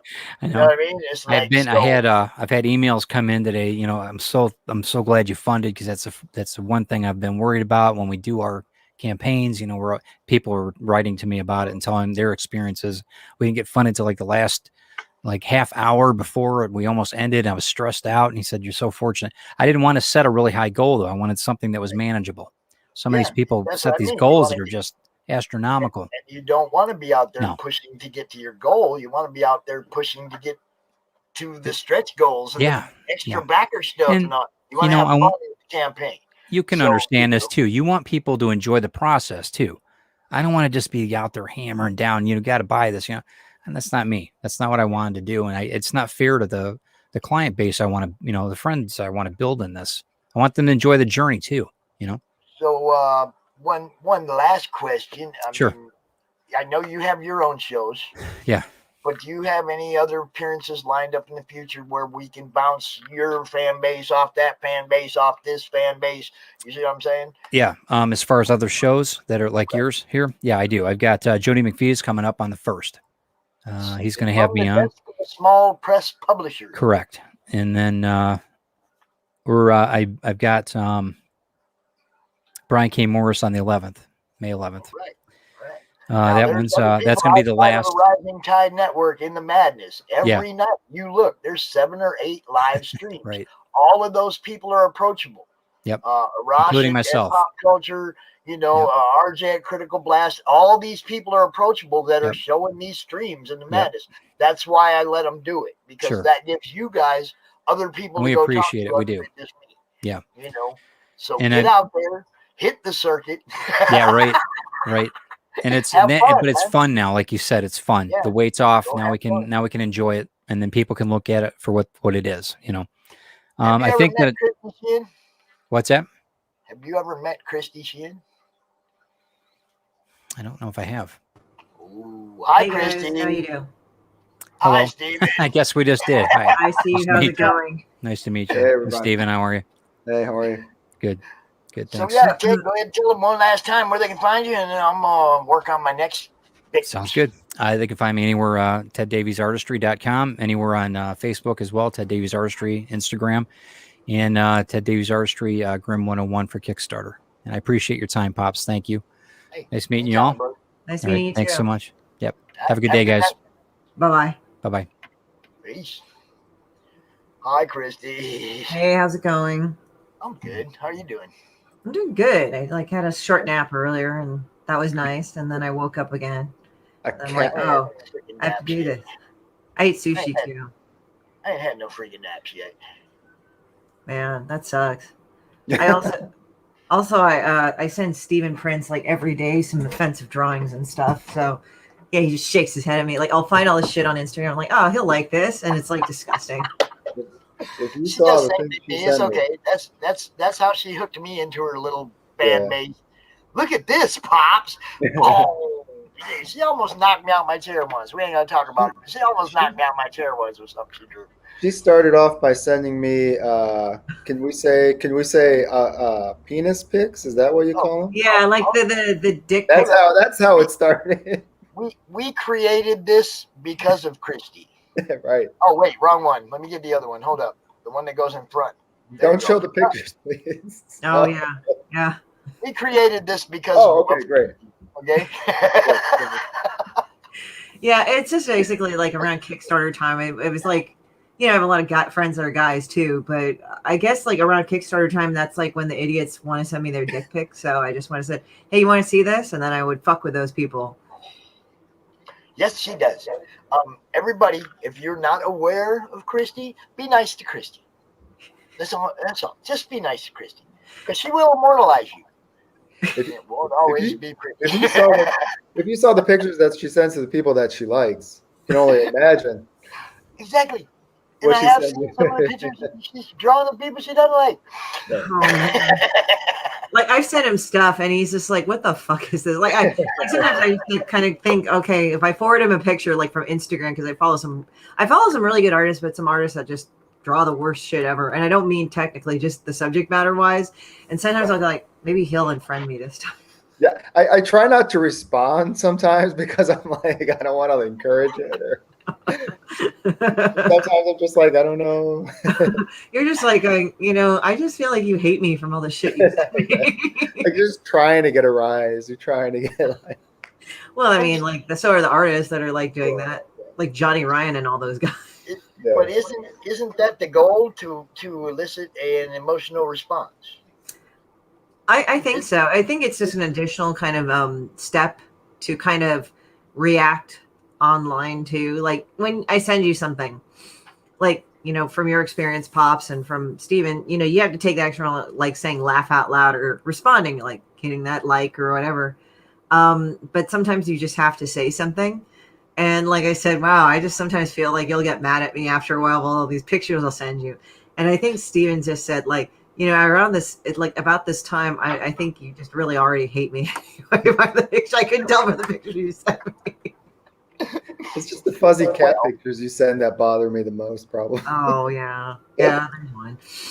Well, most of our friends are pretty familiar with Christie, so we'll talk about Steven's thing first. What do you Okay, think? so my name is Steve Pring. Oh, there we go. Go ahead.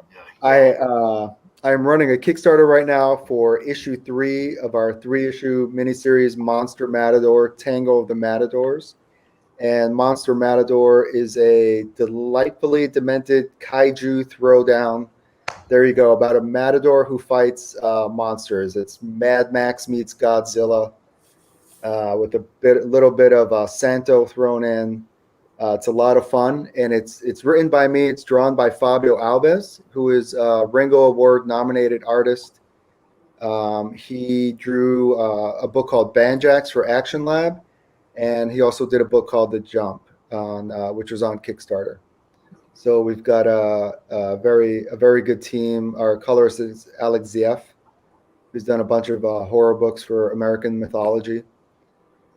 So what that art you see on the cover right there that Pops put up, that's the same. That's the art that's on the inside, where it's not a bait and switch.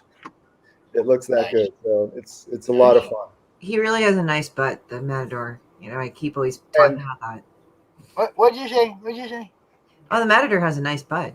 Yeah, Okay. Christie. I just wanted to make sure I heard what I thought I heard. It's okay. It's You okay. can kind of see. Oh wait, here we go. I brought it because I knew Christie was going to be here. Oh So god.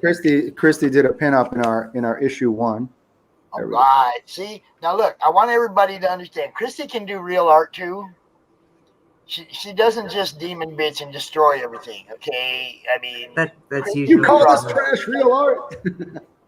she can draw nice stuff. She can. She can draw a nice ass. This is Well, like Alves, he actually had a side shit view, and the guy had a really nice butt, and I was just joking about it, and now it's every time that Steven has a fucking Kickstarter or something, or he needs I just say, hey, look, you better just get it because his ass is nice, and it's one of those things where once you see it, you can't unsee it. So this is that's a limited edition. It's only 25 of these foil covers that we did. Nice. That we have an add-on store in there. But yeah, I think when Christie started pointing that out, all I could see was all these butt shots in the book. So then he's Matador. He's gotta be a fine. Changed, huh? Yeah. And it turns out, of course, the pinup that I drew. There it is. Also focused. So there seems to be a running theme there. Well, I mean, when you look at the Matador outfit, it does kind of is ass centric. It I mean, does, you have to be at point. Yeah. It's like the original superhero costumes. Yeah. Yeah, I mean they went out there and they like Tony Manero in Saturday Night Live. Yeah. You know, Saturday Night Fever. Yeah, I hands heard up that. around the waist, all tight, all tight around the ass and everything, and they're out there disco dancing. That's you right. know, it's like Hey, Timmy, what did you think of Gladiator movies? you got to promote that ass. You know, America's Timmy, ass. do you like Gladiator movies? What do you think? You would just see. Have you ever been to a Turkish prison? Not everybody knows what you're saying. But yeah, it's like this guy was just telling this kid who was visiting the cockpit, because back in the day you could, hey, Facebook user. Yeah, that's Brad. That's my neighbor Brad over here. Oh, hey, Brad, what's up? All But right. it was you could visit the airline pilot, and I think not Robert Stack. What was his name? He was the other guy that played Mission Impossible. Robert Graves. Gray Phillip. No, Yeah. Jim. Well, Jim Gray. Yeah, right. Robert Something Graves. Graves. Robert Graves. Robert Graves. Okay. Yeah, and then he would just say these things so Timmy, have you ever watched Gladiator? Just random, but when you caught it, it's these really fucking inappropriate jokes. So Yeah, imagine how we used to be. It's crazy, isn't it? I mean, you look at that shit and you're just laughing right there, and then it's okay. Does anybody want to see the trailer? The trailer right here, the video? Sure. All right, let's rock this thing.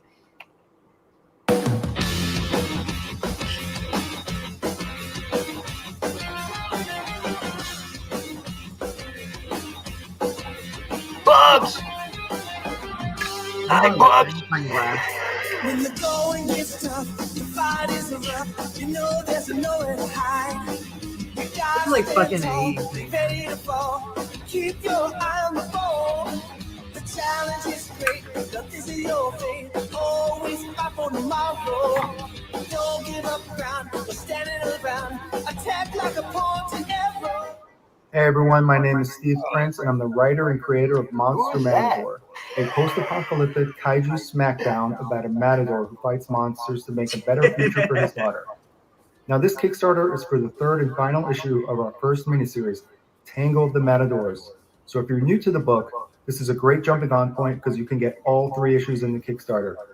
And if you've been here before, well, I'm sure you want to see how the killer cliffhanger from issue 2 resolves itself.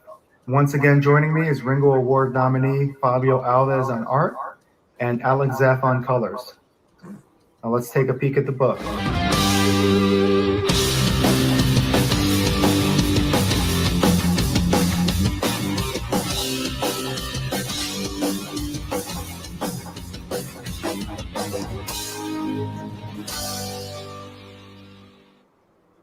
Looks pretty good, right? How about we check out the rewards? Okay. If you're new to the book, you can catch up on previous issues. The variants are in limited supply, so get them quick. Check out this killer image on our main cover from Fabio Alves and Alex Zeff. Also, our limited edition variant from Carlos Diarmas, and our Kickstarter exclusive cover from Sam Vargas. Plus, every reward comes with 1 or more trading cards. There's also a limited edition signed glow-in-the-dark screen print printed by Nakatomi Print Labs, original art from Fabio Alves, and check out the add-ons for Tony Donnelly sketch cards and 9x12 drawings by yours truly. Oh, and keep an eye out for stretch goals. Now, the best part is the book is completely done. Our initial goal is to raise money for printing and to get the book in your hands. Everything we raise after that is going to go towards production of the next Monster Matador adventure. So come and join us. I promise it'll be a hell of a ride. All right, I'll hang out. And there's lots of butt shots too. Yeah. And then like, there's Steven looking excited. He was so excited in that one. So I must have done that video like 20 times. And every time I was trying to like outrace my kids screaming so they wouldn't. So that's why I'm just kind of like. Hi to Christie. Hi. You say hi to Christie? Hi. Hi. She's been out in the yard golfing. Oh, nice. Oh, nice. Learning to golf. I haven't golfed in like forever, but that's miniature golfing. It said I'm considering placing that we bought order. them a short set for the kids so that the kids can go with us now. Oh, okay. It says Facebook user, I'm considering placing an order for that drowning pic you drew. DM how much you charge me. I'm trying to remember which one.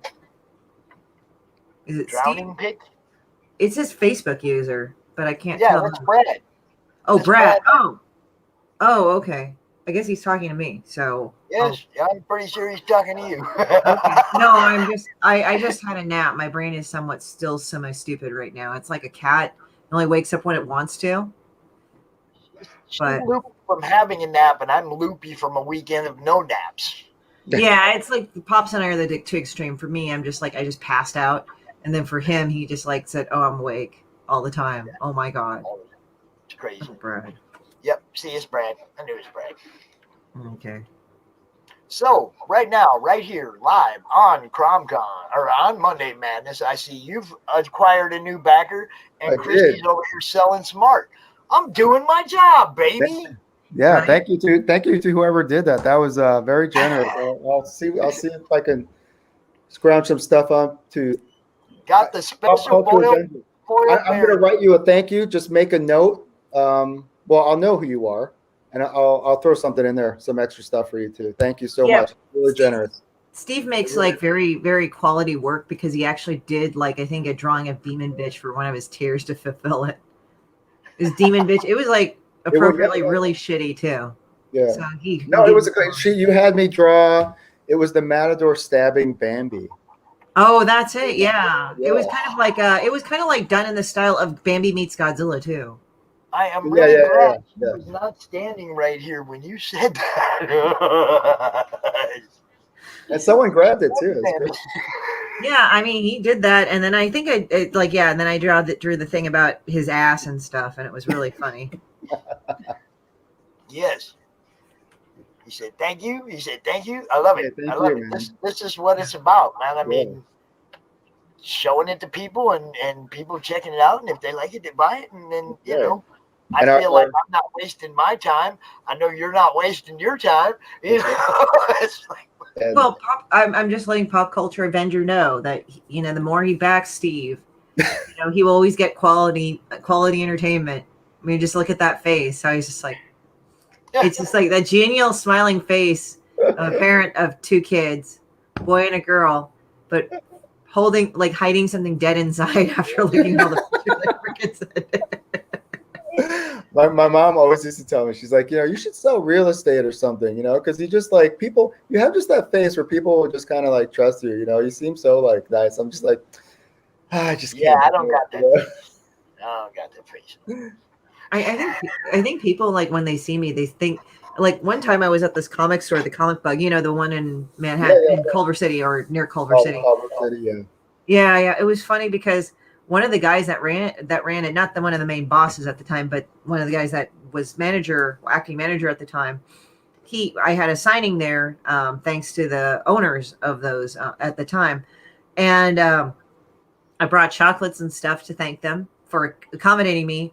And he said, like, wow, you're really nice. Like, what? Like, I was like, I didn't know what to say. It's like, really? I said, how come you're saying that? He says, well, you know, with the cartoon demon bitch, you know, I think you'd be more hard edged or something. I'm like, well, I'm not an angry person all the time. There you go. Just some of the time. Well, that's why you do you know, you get it out on the page, you get it out in the stories. Well, yeah, and I inflict like evil onto other people or something like that. You know? Yeah. Well, onto Pops and I, obviously, with all the. Actually, I don't send Pops half the shit that I send you. Maybe I should do that. She could. She knows she can send me anything. I just giggle all the time anyway. But it's like, come on. I'm trying to have a good time. I feel like I have a good time, and I grew up in the Richard Pryor era. Yeah. You cannot water down my humor. I'm sorry. Yeah. You know, I need something that makes me go, whoa, because everything else is like, eh. You know what I mean? You need something that draws that out of you. I'm looking for it. And it doesn't matter what it is. It can be somebody's art. It can be the humor behind the captions that go with the art. You never know what it's going to be.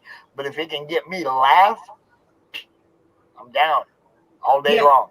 Yeah, Pops, like, there was a different level of effort on Pops because it must have affected him so badly or so intensely when he said, I just fell on my chair when I saw that. And I saw him, like, I can just imagine him like. Yeah, she did. She damn near knocked me out the chair with one of her art pieces. I was laying on the floor. I was laughing my ass off, man. It was so funny. And I didn't mean. I mean, I know she wasn't trying to be mean with, you know. I mean, just a little like shot. It was just a little shot at dude, right? But for me, you mean bitch. I understand. I'll admit it. I'm hilarious. Okay, I wasn't looking at it from anything other than, oh my god, that was funny. Right. You know. I had like neck beards like piling on top of shitbirds. So I'm like, there you go. It was crazy. The conversations we have during my drawing lunch hours, it's like people are like, God damn, like those guys are they're pretty dedicated and shit. Okay, so we got Sam Vargas cover and a Carlos Dermas cover. And this guy, Carlos Dermas, he's an illustrator. I think he's out of Argentina or something, and he's incredible. It's all just like ink, you know, just so highly detailed and fluid. Really, really impressive artist. Yeah, they all kind of like have the same type of stuff. They're not exactly the same. Okay, before anybody was like, oh no, they have the same line of style, so it fits together really well. Yeah. I just like how he letters all it's Alves, right? He letters how he does it, and it's like kind of like this weird, protracted kind of like look that you would watch in kaiju movies or something. Like it just like it's sort of over the top and in some ways like bad cinema, but you appreciate the bad cinema at the same time. And this over like done thing, like especially like back in the days in the 60s, even though you like it, you know, it was overdone kind of cinema, and then they evolve over time. And then now you see like Kong versus Godzilla. It's like like all like over the top, over dramatic. But It like I was that watching line. that. I love that line right there. There's more to it than that, of course. Lots more. But hey, read the freaking book, right? read the book, guys. I actually backed Steven like the last couple of Kickstarters, I think from the beginning when you did number 1 and then number 2, and then I backed this one. Yeah. And they're all worth it. It's a great story actually, because it's like kind of this over dramatic, like, you know, it's like this telenovela type fucking thing, but it was good. Like it's a good, it works together. That's the thing.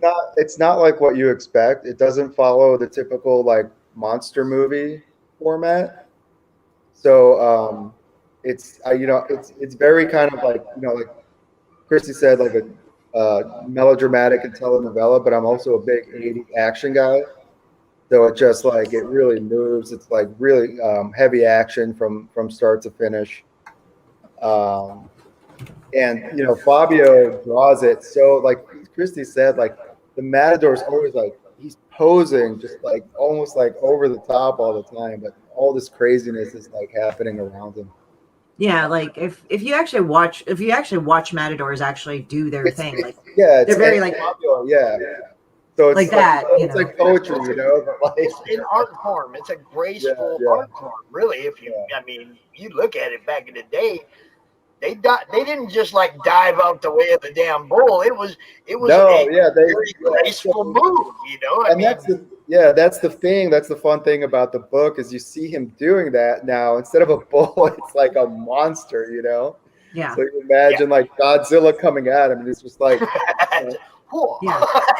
And everyone's like, wait a minute, you just got a sword in a cave, you know? I do wonder, like, what made you come up with this Monster Matador? Well, why don't you flash that mature audience sign again? Oh, okay, hold on. 1 second. I can do that. There we go. I promise I don't have anything filthy on my page other than in my Instagram, which is also. I think this was a long while back, but I was high and I sort of just got it in my head like, oh, I'm gonna create, you know, it's like one of those things you're just like, I'm gonna create something like awesome and whatever, and I had my sketchbook and it just I was kind of obsessed for a while with Matadors.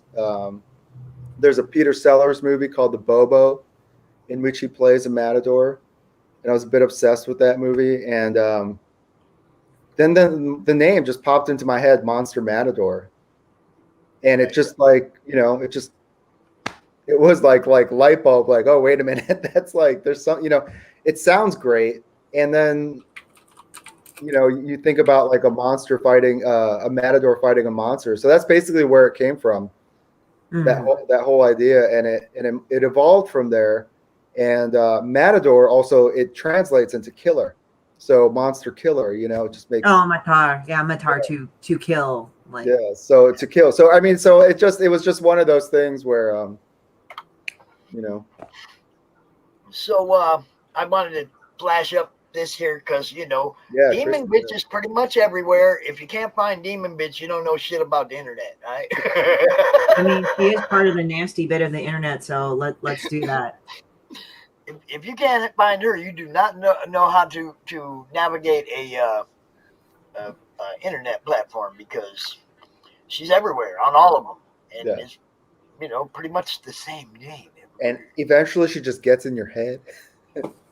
Burrows in. Now look, she has a set of tarot cards also that comes out of, you know, from Demon Bitch, right? Christie did a reading for me a few months back, and I'm not gonna say that it was in any way negative. It was actually a very uplifting reading, and I'm not gonna say it was in any way inaccurate either, because I don't know if she remembers it, but things have pretty much flowed pretty much the way she kind of indicated they were going to over the next couple months. You know, I mean, the way the cards indicated that things were going to. it was an enlightening reading, and it's like now I'm ready for it. So so you've come up with the whole thing for those, right? Or they're not based on the actual arcana, are they? They actually are. The thing is that shitty tarot. See, it was kind of a joke because everybody, like, there's always like this thing when you're an artist or something, and I don't know if you get this because you're more of a writer, but you'll get this thing like, oh, since these artists are doing this, you should do that. And it's not that I didn't want to do tarot cards. It was like, for me, it's like if it doesn't flow with me, I don't do it because I know I'm not going to do a good job on it, right? I mean, it's not that I think it's a shitty idea. It's just it just doesn't flow. But there's another style of oracle, of like fortune telling cards that's old, and it's called Lenormand style. And they're kind of like, they have some suits similar to the tarot, but instead of like suits of swords, suits of cups, suits of coins, and suits of wands, you actually just have single arcana cards. So you have things from the ring to the sun, the moon. So they're all kind of like similar to like the major arcana. So it's completely made out of that major arcana, but they're different things and they mean different things. Like you have the letter, you have the bouquet, you have the key, you have the book, and they can mean different things. And so the joke is that since Demon Bitch was so stupid, she would call it shitty tarot, even though it's not a tarot deck. Like, and it kind of reminds me of my frustration. Like I tell somebody, hey, this is a thing. And they said, oh, so it's the other thing. It's like, I just told you it was this thing. Why are you why are you doing that? Yep. So what ends up happening is that I made a shitty tarot. I had some artist friends that were really cool. Like, seriously, I'll like talk to some of my artist friends, like going, yeah, I'm going to make a shitty tarot deck. And they're like, oh, I want to contribute art to it. It's like, I barely have to ask. Like one of my friends, Zora, like one of my friends, Zoralita, she's like known in the MLP, My Little Pony like circle. She does heck, she does kid stuff, and she says, "Oh, I'll do Demon Bitch I'll do a Demon Bitch card." And I'm like, going, I just look at her like, "But you're a good artist. Like, what the fuck? You don't want to?" It's a joke. I think she tarot deck. Oh, nice. Nice. Yeah, the shitty tarot deck. Yeah, it's fun. And the thing is like, even though despite the fact that I make fun of Demon Bitch for not having any quality, I actually go out of my way. And it's kind of fun actually making your own stuff because you get to go and research vendors and then you get to ask for these things called samples. And then you just like play with the cards and stuff. And like, well, if I did it this way and made it this way, would this piss me off that I wouldn't want to buy it? I mean, I'm kind of like this. Like, if I buy something, will it do stupid shit so I can't like go and do whatever? So what I did was I went ahead and so I just made the shitty tarot deck. I mean, there's this one oracle card. So I made 5 oracle cards. And oracle cards are basically, they can pick any sort of thing, what it represents. Like, even though in the deck itself, it does not have the spirituality card, we can have one that says spirituality and it's this graphic and you can read off of it. So I have 5 oracle cards and it's a Lenormand style deck. And it's actually pretty good. Like, I've had some actual card readers fucking review this deck. They said, they like really like this deck. But I think it kind of enables them to, yeah, like I think this enables people to. I liked having a reading done by it. I mean, it was cool, you know, and like I said, I want to have it done again. We are like running down to the end of our time, but Christie, you've met Mike Barron, right? I think I have. Hey, Mike. Yes, Florida man. One of my shows, probably. We got the Florida man, y'all. So look, Monster Matador 3. Go check it out. I mean, you guys know what we do. Go check out Horror Studios. Demon Bitch is everywhere. It don't matter what platform you're on. She's there. You can find her. She's like HPV. You can always find people in madness because that's what we do. You know. She's like HPV and a yeast infection. You just find her everywhere. You just can't get rid of it. You just made Mike blush. Look at that.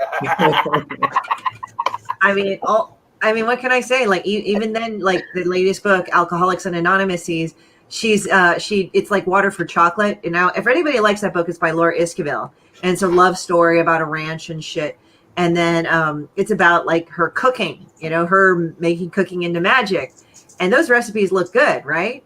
So I picked this book up and I said, wow. So Alcoholics and Anonymous is like Water for Chocolate, except Water for Chocolate is a good book. This is a pile of shit.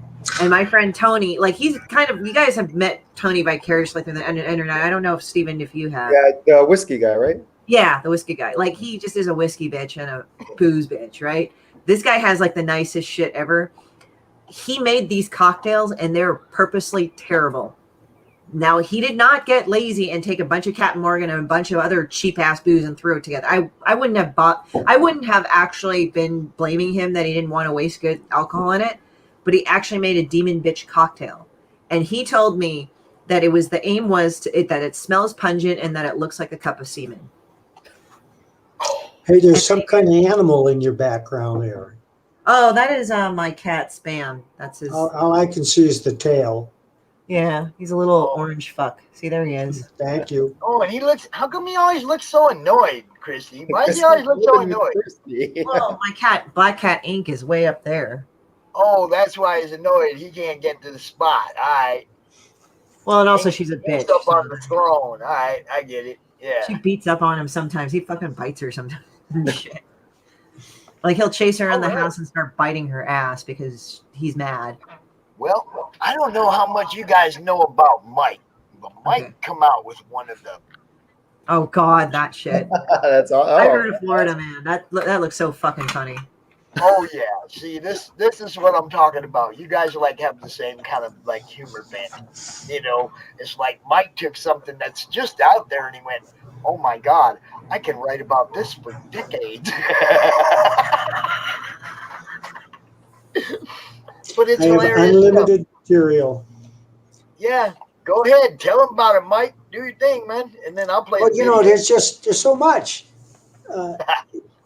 Originally, it was going to be a comic, and I wrote 5 scripts. And when I was done, I realized I had a very detailed outline for a novel, so I wrote it.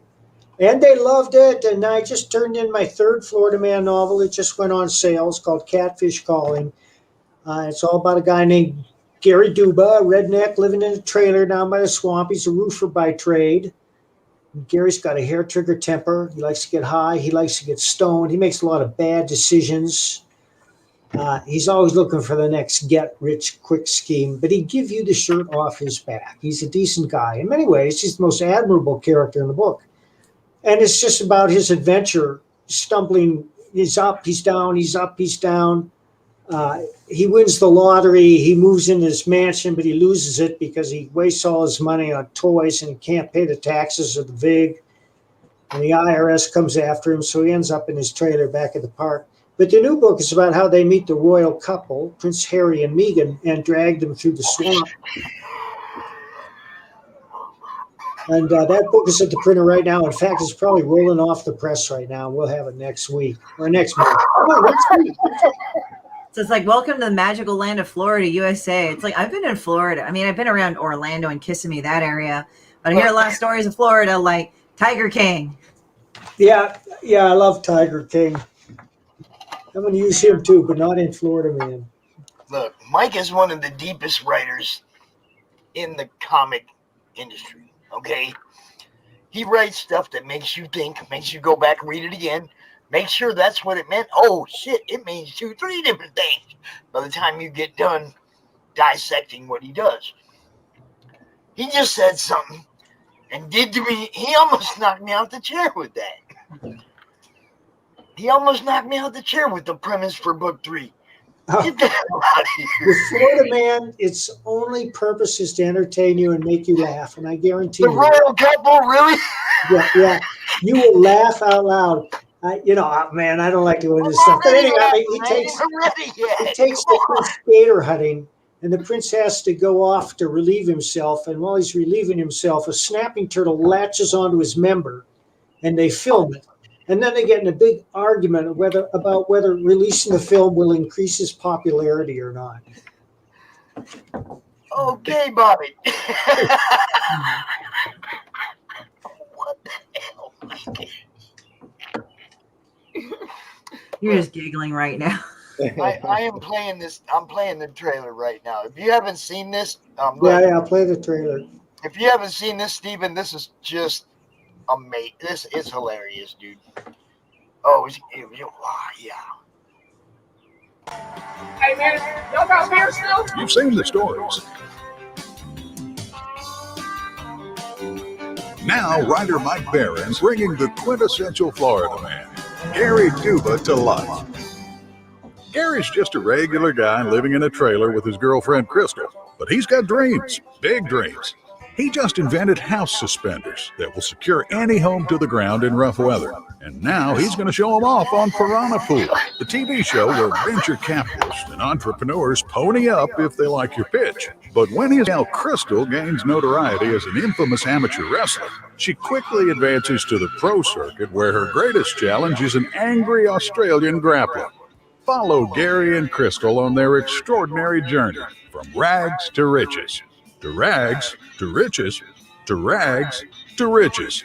All while dealing with shady lawyers, toilet snakes, wild gators, cheating hearts, feral hogs, and problem shoppers. Reserve your very own copy of the Florida Man graphic novel today. We're bringing back funny books, y'all. You know, it's funny because he kind of looks Hispanic, though. That's kind of. That's intentional. He's Cuban. Oh, that's it. Was that not one of the best videos you've seen yet, Steven? Come on. That was great. Yeah. That shit's hilarious. What's is that on Kickstarter or Indiegogo or? It's the campaigns are over. The book is coming off the printing press right now. It will be available next week. If you want it, you didn't get in on it, just go to floridamancomics.com. It's scrolling at the bottom of the screen now. Oh, there it is. Oh, I see it. Cool. Yeah. Awesome. And I'm waiting for mine, baby. I can't wait. But no, Mike, I didn't know that's what you were doing with number 3. You know, you send me stuff, and you know I don't look at it because I don't want to know till it's time, right? And then you hit me with that. That was hilarious, dude. I'm looking forward to that a lot more now than I already was. Look. Yeah, number 2's already written, the graphic novel. We're going to start that sometime this summer. Yeah, well, you sent me the script for that. And whatever. You know, I mean, I already read most of that. It's all hilarious, like you said, but I didn't even know what the premise was for 3. And as soon as you said it, it was like I almost fell out the chair, man. Well, that's just a little piece of the premise. Well, I mean, you're like, you know, I want to make you laugh. You know, I want you to read it and laugh. It's shit. You got me laughing. I ain't even read it. I ain't even seen it. Yeah. I mean, seen none of it yet. You just said one part of it. Now, oh shit, this is gonna be good. You know. Mike is awesome. He does bring the fun back to comics. He does not. I got a couple of serious comics here. Oh, you're not going to go serious, are you? Yeah. It's Off-Worlder. We finally got it printed. It's beautiful. Oh, it looks cool. Art by Jordi Armengol. Most people aren't familiar with Jordi Armengol, but he's a genius. He's Spanish. He's one of the most exciting artists I have ever seen in my life, and I look forward to working with him again. We're going to do issue number 2. I don't know when that's going to launch. A couple weeks ago, I was down in Phoenix meeting with the dude because he finally got this off the ground. This is an enormous book. It's over 200 pages. Yes. Yeah, and he took all his Sunday pages, which he originally printed this size. They didn't go over very well because you can't ship them and you can't rack them. But then he continued the story. The story's about 100 pages long. It's called The Coming of Gormondo. It's his version. I wrote the first 20 pages or so, and then dude took over.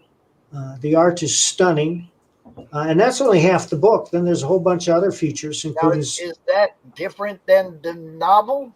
Oh yeah, it is. It's substantially different than the novel. You have animals in your background. Yeah, I know.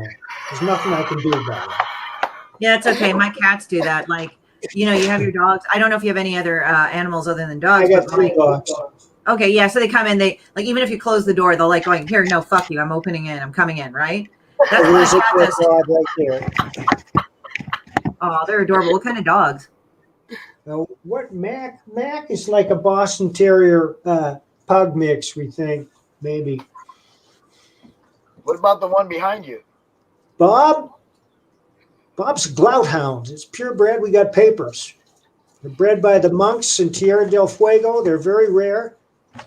Possibly one of the rarest breeds alive. Bob is literally priceless. He's also very fast. Oh, nice. So is he a form of he's a mod. Ha ha. Oh. And what's the other one? I saw a tawny one back there. That's Freddie. He's the new one. He's the new boy in the block. We just picked them up. They're all from rescue operations. Oh, that's cute. Yep. All of ours are like rescue dogs, but not from any like organizations or anything. One of them got thrown out of the truck they were in on the road, and my son and his wife were behind them. Jesus Christ! And they pulled over and brought the dog home. And For they them. pulled over, picked the dog up, brought her home. Dude has an old dog that just showed up at their door one day. Some guy dumped it. He drove all the way across Phoenix, 20 miles, to dump the dog in an unknown neighborhood. Yep, they do that. But then our Huskies both were with homes where they just didn't want the dogs anymore because they didn't take the time to train the dogs. Yeah. And they were, like more or less just kennel dogs or whatever, and it's like, no, we brought them home, turned them into real family member animals, You guys see them all the time. They pop up in here. Yeah. And then, well, with my cat, like Spam, the tawny one, I got him like actually a few days after I had to put my other cat to sleep. Old age, that unfortunately I had to do that. And so I went to the shelter, and this little fuck like was staring at me as a little kitten, like, and there was actually another baby kitten, but it was a sweet girl, but of course I picked the little asshole. So he kept trying to bite me and everything, and then I like kept grabbing him to not bite me. And they said, "Wow, you really know how to handle cats." So I ended up adopting him. And then Ink I got a year later, and I got her from a couple because the mom cat wasn't spayed yet, and she plonked out 5 babies, and she was the youngest and the only girl there. So I got her, and so she beats up on the orange boy. So there you go. Beats up on him, huh? Oh, she beats his ass sometimes. She's actually like thrown him across the room. I'm like, what the fuck? But then he bites her butt. So well, that sounds more like a love-hate type relationship. I think she pisses him off, but I think they piss each other off. Like she'll like make noises like he's killing her, and I'll actually see them interact, and it's nothing. He's not bothering. He's not really doing anything to her. So I've actually said to her, like, I know you're fucking around. Like, you better not do that. So so she does that. But with him, like, he actually, like, he'll, like, try to lick her or groom her. But then she's just such a bitch about it that he just fucking bites her in the face. So what do we got here, Michael? That was one of the first pages. I think it is the first page from the Sunday strips. He wanted to emulate Prince Valiant by Hal Foster.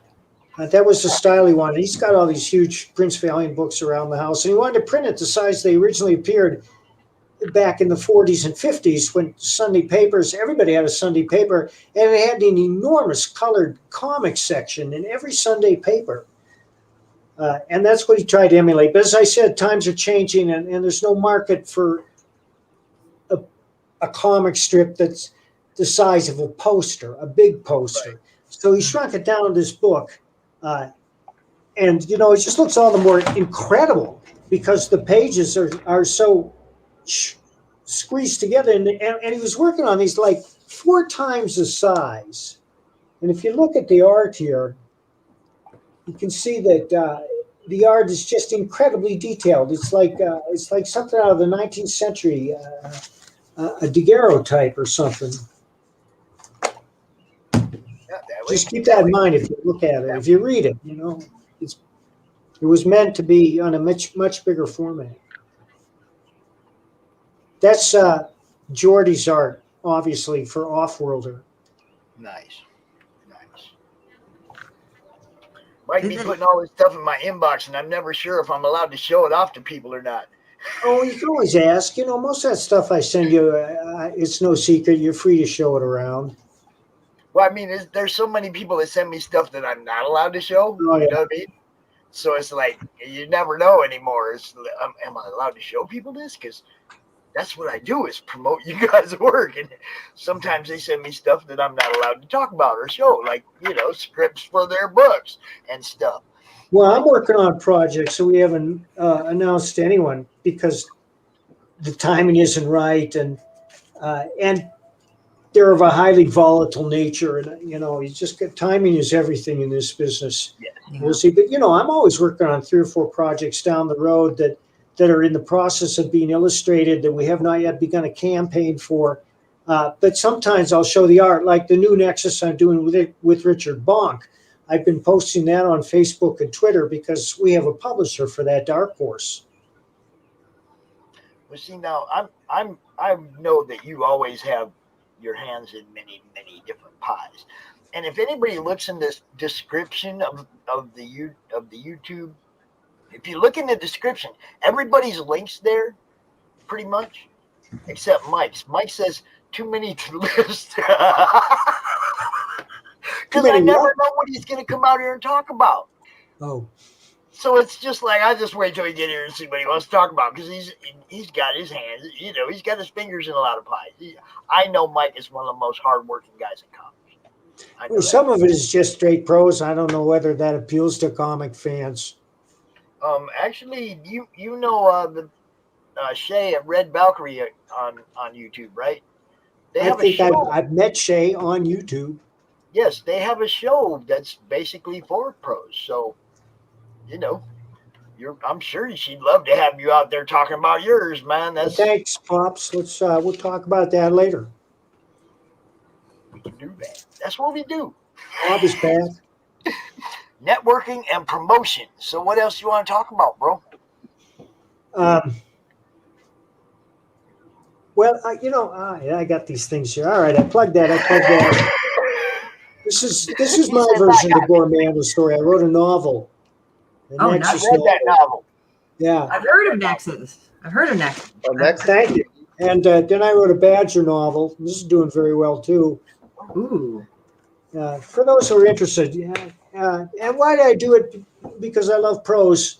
And there were stories to tell in that medium that you couldn't do in a comic book. I mean, novels are not comics, and they're both wonderful in their own way. And they can both be highly entertaining, tell a great story, but they serve different purposes.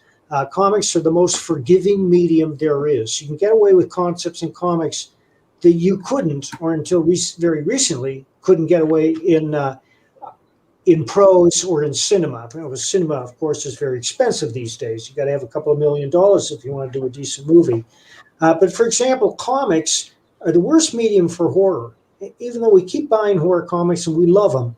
But the fact is that at any moment you can just close that book and set it down, or you get to the big reveal and there's the werewolf, and it's the greatest werewolf drawing you've ever seen, but you're not afraid of the werewolf. You're admiring the artist's skill, be it Bernie Wrightson or Kyle Holtz or Kelly Jones. They all do great werewolves.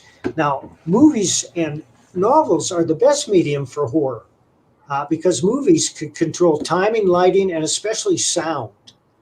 And you don't know how important sound is to horror until you see a really great horror movie that relies on sound, like The Exorcist, for example.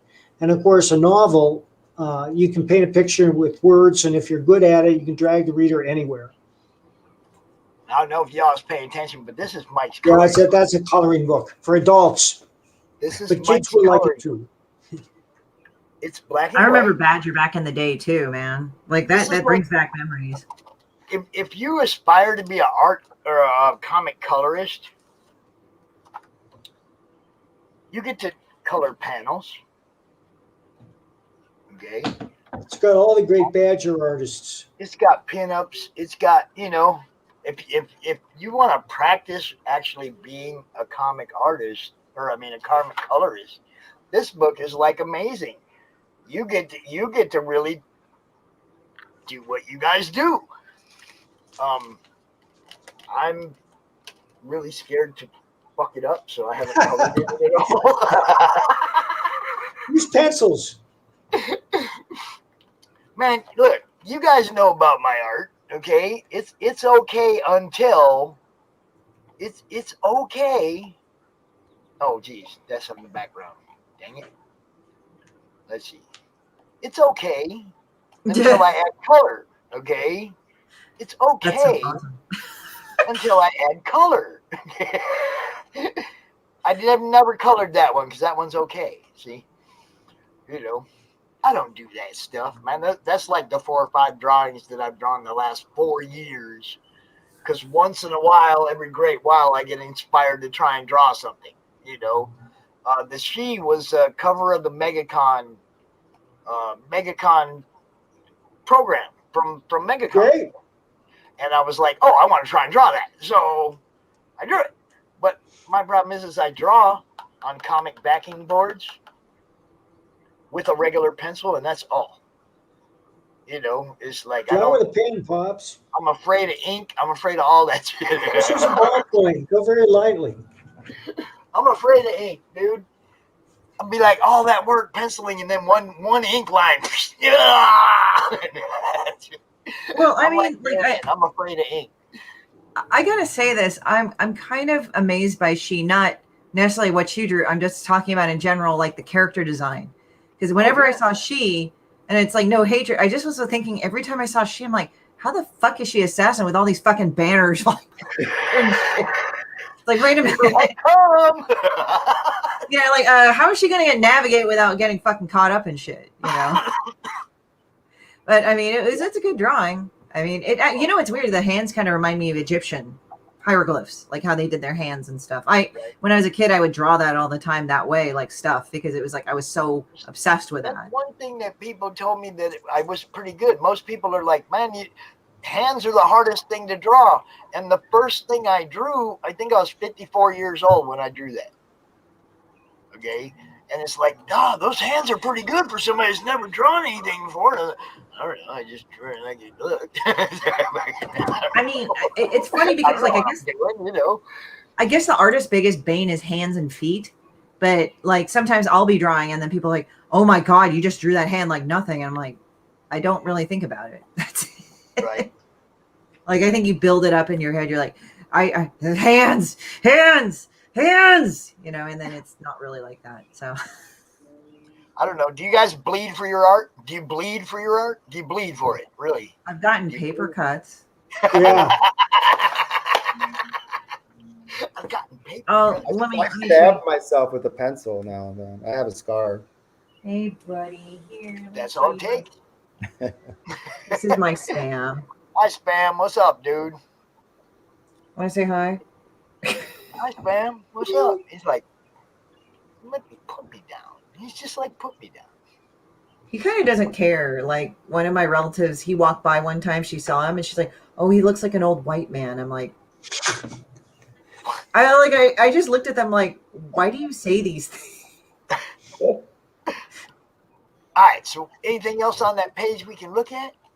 Yeah. That Florida Man page, or is it just is it just basic? What else we got? That's it. Oh, okay, there's more to look at. The latest news. Oh, you taking over the news business too there, Mike? We're gonna Yeah, that's all. Yeah, Catfish is out, and I was at the South Carolina Comic-Con last week. Oh, Now, how nice. come I didn't get any footage from the South Carolina Comic-Con, Mike? Oh, my Pops, I don't shoot footage. You think I am John Ford? No, you hit me up and you go, hey, man, let's go live for a minute. You pull your phone out. Next time. All right, cool. Do that. I'd love to talk to somebody who's sitting at the table, you know. Who knows what they're doing? Not me. Hey, thanks for having me on, Pops. Dude, you still got a few more minutes. I'm seeing time to whoever wants it. Oh, okay. Okay. Mike, it's always good seeing you, brother. Y'all check out Florida Man, off Florida.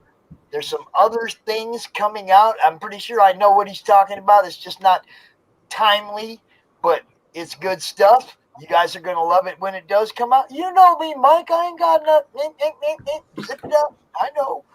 I am the best NDA out there. Nobody's ever asked me to sign anything, and I ain't never given nothing up. So, you know, that's locked in stone. You tell me not to show it, I don't show it till you tell me I can. That's just the way it is. Always good seeing you, Mike. Come on back anytime. So I guess you guys get a few more minutes. I guess. Oh, there we go. Christie's been sending me pictures again. I kind of was doing that on the side to see if I could get a reaction from Steven. I sent him some Johnny Ryan ones where he said, you're fucking gross. Oh, that explains it. Yeah. Yeah. Johnny just said, yeah, like this is what I sent him. That was kind of funny. They're eating. You can't really see it from the glare, but they're eating. He's feeding her. Is it rat poison out of an ice cream? Yeah, it's just like rat poison. They've got this dead inside look on their face and everything. But there are times like I'll actually find something of especially Johnny Ryan's, and then I'll just send it to him, and he's like, I could just imagine the look on his face where he's like,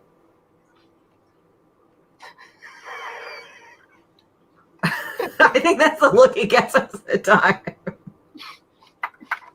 Is that good? That different? Ooh, Christie, you've been smiling the whole time you've been on today. That's the first time you didn't. That's the first time you weren't smiling, and that was just like a ooh.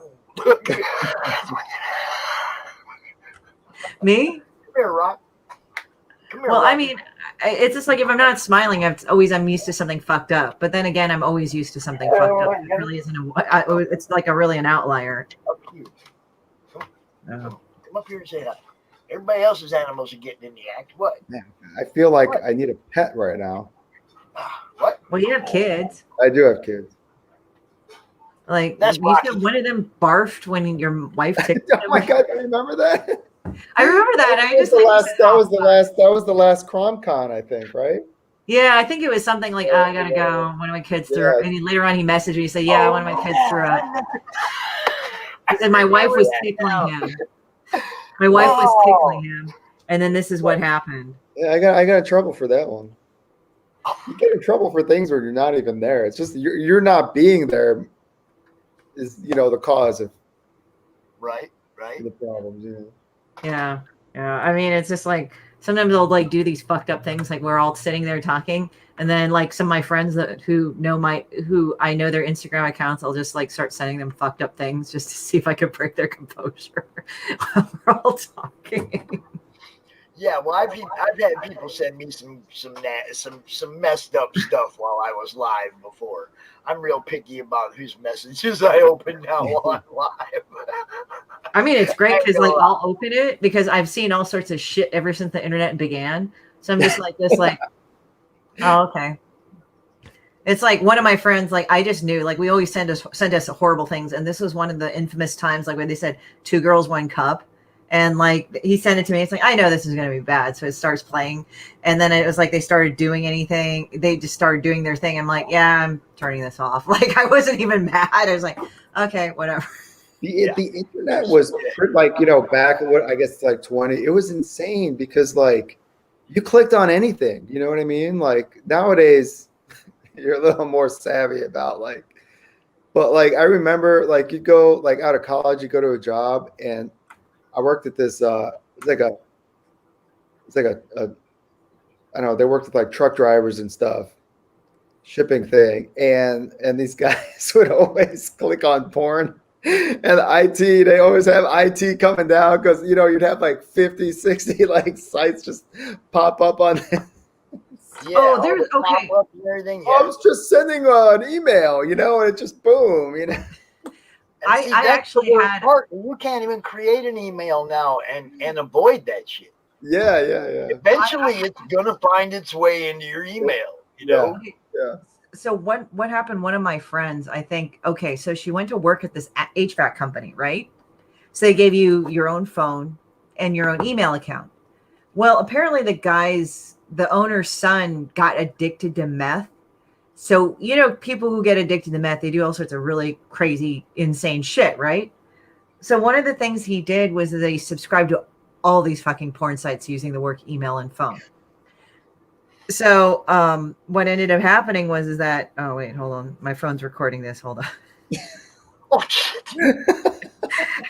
I don't know what it is. Apple. My mom's on FaceTime. I forgot to turn it on.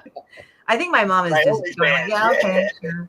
So what ended up happening, so like my friend literally spent a good amount of time trying to unsubscribe from all these, but she gave up after a while because that was that many. But like sometimes like when she was in there and she was telling me she on the work phone, she got this buzzing on Tuesday. So she looked at it and it was like Taco Tuesday. Now we can all guess what that is. And she says like it was kind of like after a while she kind of developed a sort of like sense of humor about it. She says, yeah, it was really kind of amazing. Like the phone looked like it was really jammed up in there or something. Oh shit. And I said, well, they can't fire you for fucking having that shit because the owner. I don't know how good of a lead-in this is for our next guest, but Christie, Stephen, it's always wonderful talking to you guys. Thanks for having me. Yeah, I sent Steven more stuff. I think he'll kill me later. All right. Well, I probably won't be out here too late. I'll probably be on the other account laying over there later. If you want to send me some stuff over to the other account so I can see what y'all laughing about, I'm down. I don't think you want to see this shit. He's looking at his phone right now. He's like, fuck you. All right. No, you don't. AKA Horatory Studios, AKA Demon Bitch. She's everywhere. She's on Twitter. Look at him. He's like, fuck you. And poor Steve's just like, man, I can't believe I look. I can't. Yeah, what's even funnier is that Steven will actually put the laughing emoticon on it too. If it's funny, yeah. If it's funny. All right, Steven, Monster Matador. You guys go check it out. Check out Horatory Studios. Go buy some shitty tarot cards. Go check out Monster Matador. Get 1, 2, and 3 because what good is just number 3? Get the whole series. That's right. Y'all Thanks, have a good night, man. It's good talking to you. Good as talking always. to you. Bye. Bye. Peace.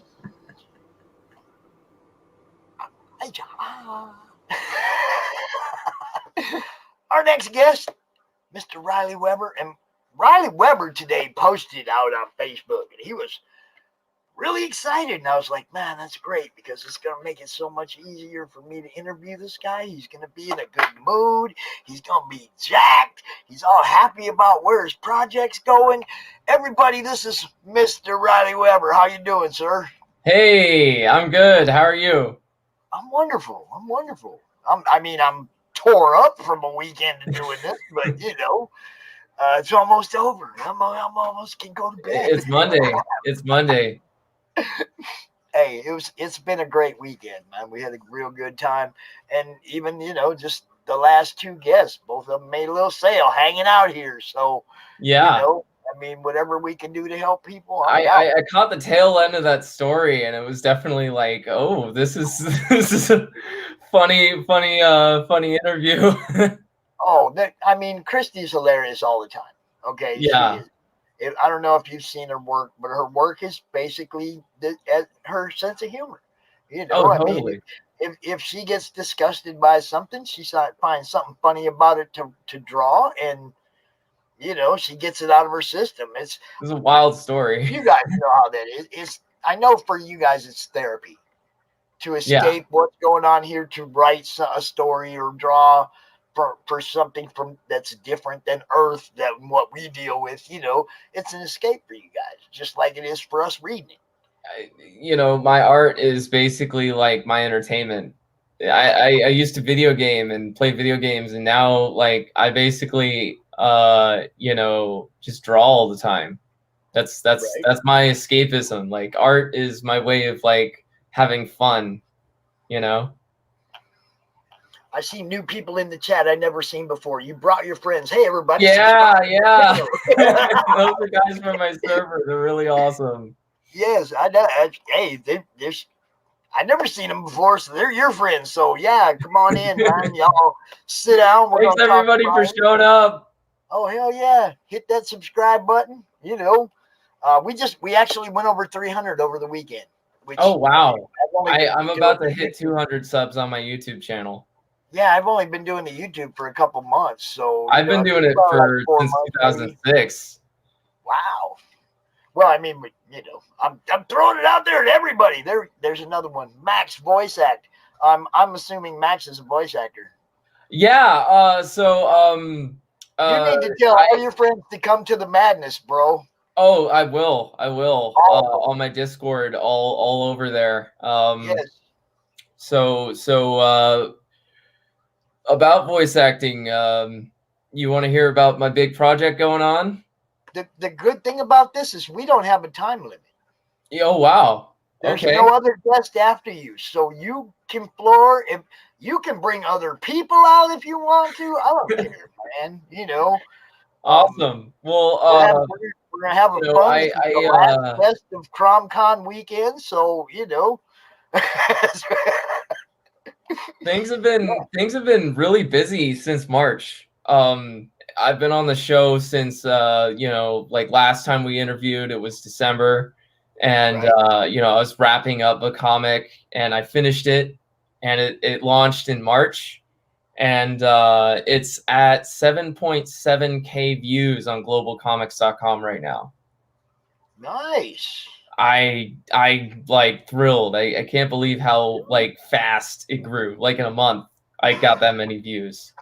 Wow. So people are liking it, I guess, if they're watching it, huh? They like that it's different, you know. So my comic is it's like a spaghetti western, and so it's about a bird that's like, you know, a wandering kind of loner that just stumbles into places to places and just gets into trouble, and you know, it's basically like a spaghetti western, like Django or Fistful of Dollars, and the art is like really kind of gritty, and you know, it's all black and white. It's all got like I use a dip pen to ink it with and everything, so it's got a really nice like grittiness to it, really natural, kind of like, you know, just kind of rough vibe to it. And the story is like a really simple setup. My character shows up at a village, has to save the people there. It's simple, but it works.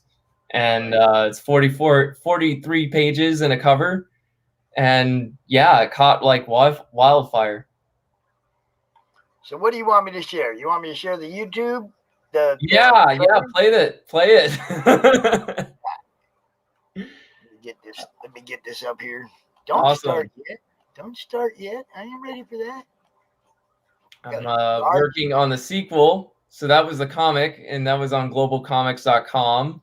But you know, I was thinking like, do I want to make the next episode like a comic? And I decided I'm an animator, so I'm gonna make it a show, and put together this promo we're about to watch. And you know, I got a really awesome voice cast. You know, I was able to find voice actors really easily.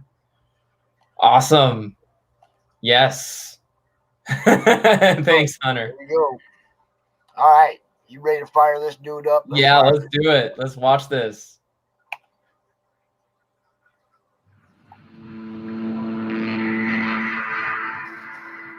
Yeah.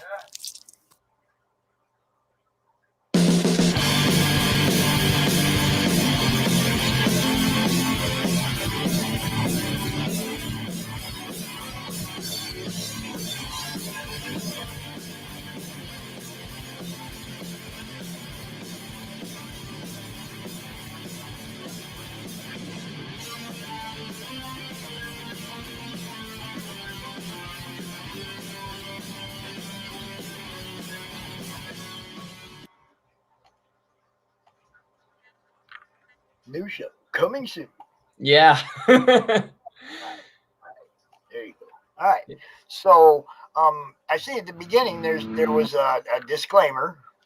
You know, I put that in there just to make sure that, you know, people don't get the wrong idea that it's a cute cartoon. Right. People assume that if it's animated, it's for kids, you know. I think that's like something that a lot of animators have been trying to fight back for years and years. And we've come a long way, especially with things like, oh, thanks, Hunter. But you know, like I wanted people to know that like this is mature, you know. Right. So like if people are offended by violence or swearing or like references to drugs, then, you know, this just lets them know, like, in the first 2 seconds, like, you're either in or you're out, you know? Like, if you're in, awesome, but, like, don't complain if you know, you're offended, you know? Cool. The auction will start whenever I decide that I'm done with my guests. And considering the fact that I've been up pretty much since Friday doing this, I don't know how long I'm going to last tonight anyway. We might have to do it tomorrow. I don't know. Yeah. It's a bit, look, Yoda, whoever, I don't know who you are, but I've been awake pretty much since Friday night. And I've been pretty much streaming at least half of that time. So, you know, I mean, I'm pretty wiped out, man. I don't know if I can even stand here and hold books up that long. So we'll probably do it tomorrow, but we'll do it right here, and I'll make sure everybody knows, you know. Right now we're going to talk to Riley. We're going to talk about this here book because that's why he's here, you know. Did you want to pull up the Comixology and share?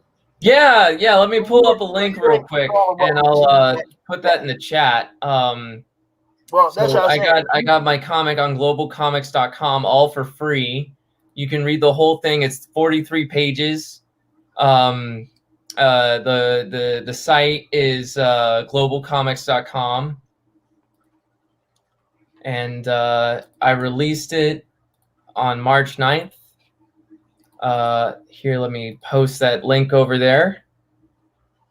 Feel free to share it around. You know, the main thing I want is just to get it to people. Just see, you know, have people read it. The response has been really awesome. I've been getting fan art. I've been getting, like, you know, people say it's really different. It's really original. The story is, like, you know, it's gritty, and the art is gritty, and it's kind of like a classic Western. People have said it's a very Western vibe to the story. Cool. Now, Yoda, I may go ahead and show the stuff I'm going to auction off, but I'm not going to sit here. I probably no way I'm going to sit here through the time it takes for people to decide if they want it or not. We'll probably do it tomorrow, but I will show everybody what I'm going to be auctioning off. So if you are interested, you come back tomorrow. If you're not, I won't be wasting your time, right? Right. Let's go. Rip the Falcon is awesome. Oh, sweet. Hey, Jim Morrison, dude, you need to hit that subscribe button because you're my kind of guy. Jim Morrison. I have dreams about Jim Morrison. Wayne's World. Come on. Y'all didn't get the reference? Man, I just listen to the end. Whenever I think of Jim Morrison, I think of the end is near, you know? Yeah. This is the end. This is the end, my friends. I remember the Wayne's World movie when he's talking to, you know, he's dreaming, he's talking to Jim Morrison. I'm like, yeah, that's. Any Jim Morrison or like, that's just where my mind goes with Jim Morrison. I haven't seen the movie. I need to see the Val Kilmer movie. Yeah, well, I mean, everybody says that he killed it. He did that just like he did Doc Holliday. Everybody that I talked to about it say he did that. He was just as good in that movie as he was in Tombstone. You know, so I mean, as far as getting into the character and living the character the whole time that they were filming and stuff, that was pretty deep, man. Yeah, I didn't like him when he was younger much, but I mean, he ended up being really talented. I've read the comic. The art style is so awesome. Keep it up, Riley. Or a kid. Yeah, man. Cool. Whole bunch of new people in the chat. I'm digging it. What's going on, everybody? Welcome to Monday Madness, Comic Talk with Pops, where we talk to people like Riley all the time about what they're doing, and we promote what they're doing. Let's go ahead and. Do you want to look at some of it? What do you want? Yeah. Just open it up. Click any of those pages, and yeah. Mature content warning. That's okay. I'm old enough. I'm okay. All right. So obviously the style is kind of trippy. That's kind of like, you know, like my signature look. What's up with the living planet right there? You know, I do a lot of surreal art, and I just decided to just kind of make this world surreal because it complements the character. He's kind of this edgy loner kind of guy who's rough and gritty and just kinds of he's a guy who travels all the time, and he lives on the wilderness, in the edge of the wilderness. So, the environment kind of reflects his personality. We get this shot of him just like eating, and it's just like, I want you to introduce the character that this guy's kind of, rough around the edges. We get this close-up shot, like, he's kind of an angry bird. I get it. He's seen some stuff. You don't know his past. You don't know where he's from. You don't really know too much about him. Maybe you'll learn later, maybe. Right. But he's a character that just strolls into town, and we see him meet these people. He meets this couple, and befriends them. And so we see this character kind of bond a little bit with these people, and then hijinks ensue. And so we get a little bit of some intrigue. We have some little dialogue back and forth. We get a little bit of a feel for, what the character's about. We don't know a lot about him, but we get a vibe for who he is. And, when the action finally starts to hit, because it's a slow burn, like first we introduce the kind of, the atmosphere, and then we get into this old couple. But then once the actual like action happens, then it's like a roller coaster. And then, it just goes like nonstop. I was really inspired by like Fistful of Dollars, Clint Eastwood, right. Sergio Leone, a guy who just kind of shows up out of nowhere. And yeah. So that's kind of my character. He's kind of like speak softly with a big stick kind of attitude. Polite, but like, you look at me the wrong way, Well, I really like how you dated the pages. Because somebody can go through and just follow your progression through this whole thing. It started in May of 2020. The art gets better as the story goes along, and you can see the gaps in the time. So you'll see like, oh yeah, the art wasn't that good in that page because it was, it wasn't bad, but like you get to the end of the book and it's like, wow, this is so much better. And yeah, I dated it so that you can see like, yeah. Well, follow your progression. That's awesome. That's what I'm saying. That was one of the first things I noticed when I got to the bottom of the first page. So then I wanted to go look at the bottom of the second page and see if you dated that. It was like 3 days later, and then it was like a couple days later, the next page, and it's like you can see right what he was doing in 2020, y'all. When everything shut down all year. Right, it was my first. When everything shut down, Riley went to work on this story. Yeah, it's the first time and I did everything on paper, and I just this was just like what I did, and it was therapy. It was able for me to just like unleash my talent, because I grew. I got a lot better as I was working on it. Cool. Yeah, man. Like I said, I love that kind of stuff when they actually give you that kind of, it's like an insight into where you were at that time of your life. Oh, it's a photo album. For me, it is. It's totally I can look at it like a picture from a photograph. Yeah, for us as fans, it's like we get to follow you through that year. It's like through COVID. It's like this is your journey through COVID right here. It's like 2020 was terrible for all sorts of reasons, but for me, it was like the most productive year of my whole life. Somehow out of like a pandemic, I became the most creative and successful I'd ever been until now. So it's like, totally get that.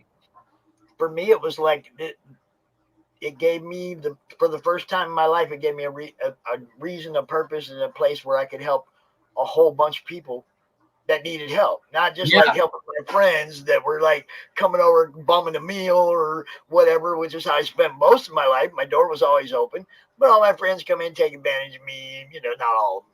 I'm sorry. A lot of cool people there. But, you know, you had them people that come through and they were just there for what they could get and they were gone, you know. And it's like, this is the first time where I could open how I feel about helping people up to a whole bunch of people that I knew that all got smacked down with the same problem at the same time. You know? Yeah. I mean, we all felt it, all of us. That's when I started doing CromCon, was April last year. You know? Yeah. I mean, like, I was worried all comics were gonna die. All of it. Like the whole out industry. here fighting and making sure everybody was fighting too, man. Yeah, and indie comics are saving the comic industry. That's what they're Everybody doing. kept talking about it, you know. Oh my God, pencils down, all that, and it was like, oh no. I'm promoting every single person who's willing to put a book out right now. I was out there grinding for every book that I knew about, man. You know? It was like, and like I said, when it came time, I was talking to Brian, and Brian, I was like, what are you going to do? And he's like, well, I'm just going to have all my stuff shipped back, because he had shipped everything up to Seattle for Emerald City. And, you know, and I was like, what are you going to do? I'm just going to ship all my stuff back to Phoenix and do a virtual con. I was like, that's a great idea, but all my other friends don't have the kind of resources you do, Brian. How can I fucking help them? So there I was putting together a virtual con for everybody else who didn't have those kind of resources and that kind of a following where they knew they just unload all their stuff and move right along. You know, it's like everybody else was like, oh my God, I'm not even getting my money back from my table. You know? So I was like, I'm trying to help everybody. And it's funny because my grandson asked me what I do. When I started doing this, he's like, what are you doing, Grandpa? What do you do? And I explained to him what happened with the cons going down and everything. And he said, oh, so you're a problem solver. Never before in my life did somebody ever give me that kind of credit. And I got it from my grandson. I'm a problem solver. I'm out here trying to help everybody solve a problem. You know, I didn't look at myself that way. I'm just a comic fan, and it was like, I still want comics. That was me. I'm a comic fan. I want you guys to still do comics. So don't stop doing comics. I'll come out here and talk about them all the time and get people to buy them. I'll do my best for you guys. Don't stop ever. You know, it's like During 2020, I spent the whole year making comics. That was, yeah. I mean, I totally get what you're talking about. I was productive as much as I possibly could have been productive on 2020, and it paid off. Like this year built on 2020. So like all the success I'm getting now was off the hard work from last year. And see, I was just going to say, I've never worked this hard in my life for nothing, for free. I've never been where I felt like, you know, where I wanted to volunteer all my time to a group of people or whatever. I never ran into a group of people I'd do that for before I created the madness and created this little community that we got. I never knew, you know, I would have never done something like this before. This COVID gave me new direction. It changed a lot of who I am. You know, it mellowed me out a lot because, oh my God, 5 years ago, yeah, I'd never got through this 5 years ago. I'd have done one con and been done. No, I'm done. That's too much. I'm done. You know, but now it's like I feel I'm dedicated to it. I'm dedicated to what you guys do. And not letting you sit on the sidelines, not letting you quit, not letting you feel like you don't have an outlet to sell the books, to get them out there where people can see them. My whole thing, as soon as the cons went down, my group changed from a bunch of people showing off what we have to a networking and promotions group. And that's what it's been for the last year, is a networking and promotions group. There's no, you know, there's no infighting, none of that comes into the group. There's none of them stupid who can beat who posts. And, you know, it's like, it's just about you guys and your work and the podcast that you're on and promoting your work. You know, that's all the group is about now, is promotion. And hopefully you network with some other people, maybe do some collaboration. Well, you know, I've been, so you mentioned the announcement that I made this morning. I have so I'm hired on a webcomic, and that, yeah, Val, I got hired as a webcomic artist for this comic called Stringy and Moppy Underground, which is a part of Rise of the Sky Titans. And this is by a guy named Raleigh Jr. and he hired me to adapt his other comic into an animated series. So not only am I going to be doing a webcomic for him, but I'm also going to be turning his print comic, Rise of the Sky Titans, into an animated TV show, just like the one I'm working on for Rip the Falcon. So I'm working on the animation for Rip, and I'm working on the animation for Rise of the Sky Titans. And it's gonna be really great because, you know, I gotta work. it's actually like a show that I'm getting paid to do, and I'm also funding my passion project, which is really awesome. Did you happen to see last night's panel? I didn't. It was themed music and film in comics, and it was all about the people who have like vinyl attached to their campaigns, or film or episodic TV shows or whatever attached to their campaigns. The next time we do this theme, I get to bring you out. Oh, wow. You see what I'm saying? It's like you just joined that club, dude. Awesome. You know? Yeah, I've always wanted to be a filmmaker, and animation was just my like cheat code into doing that.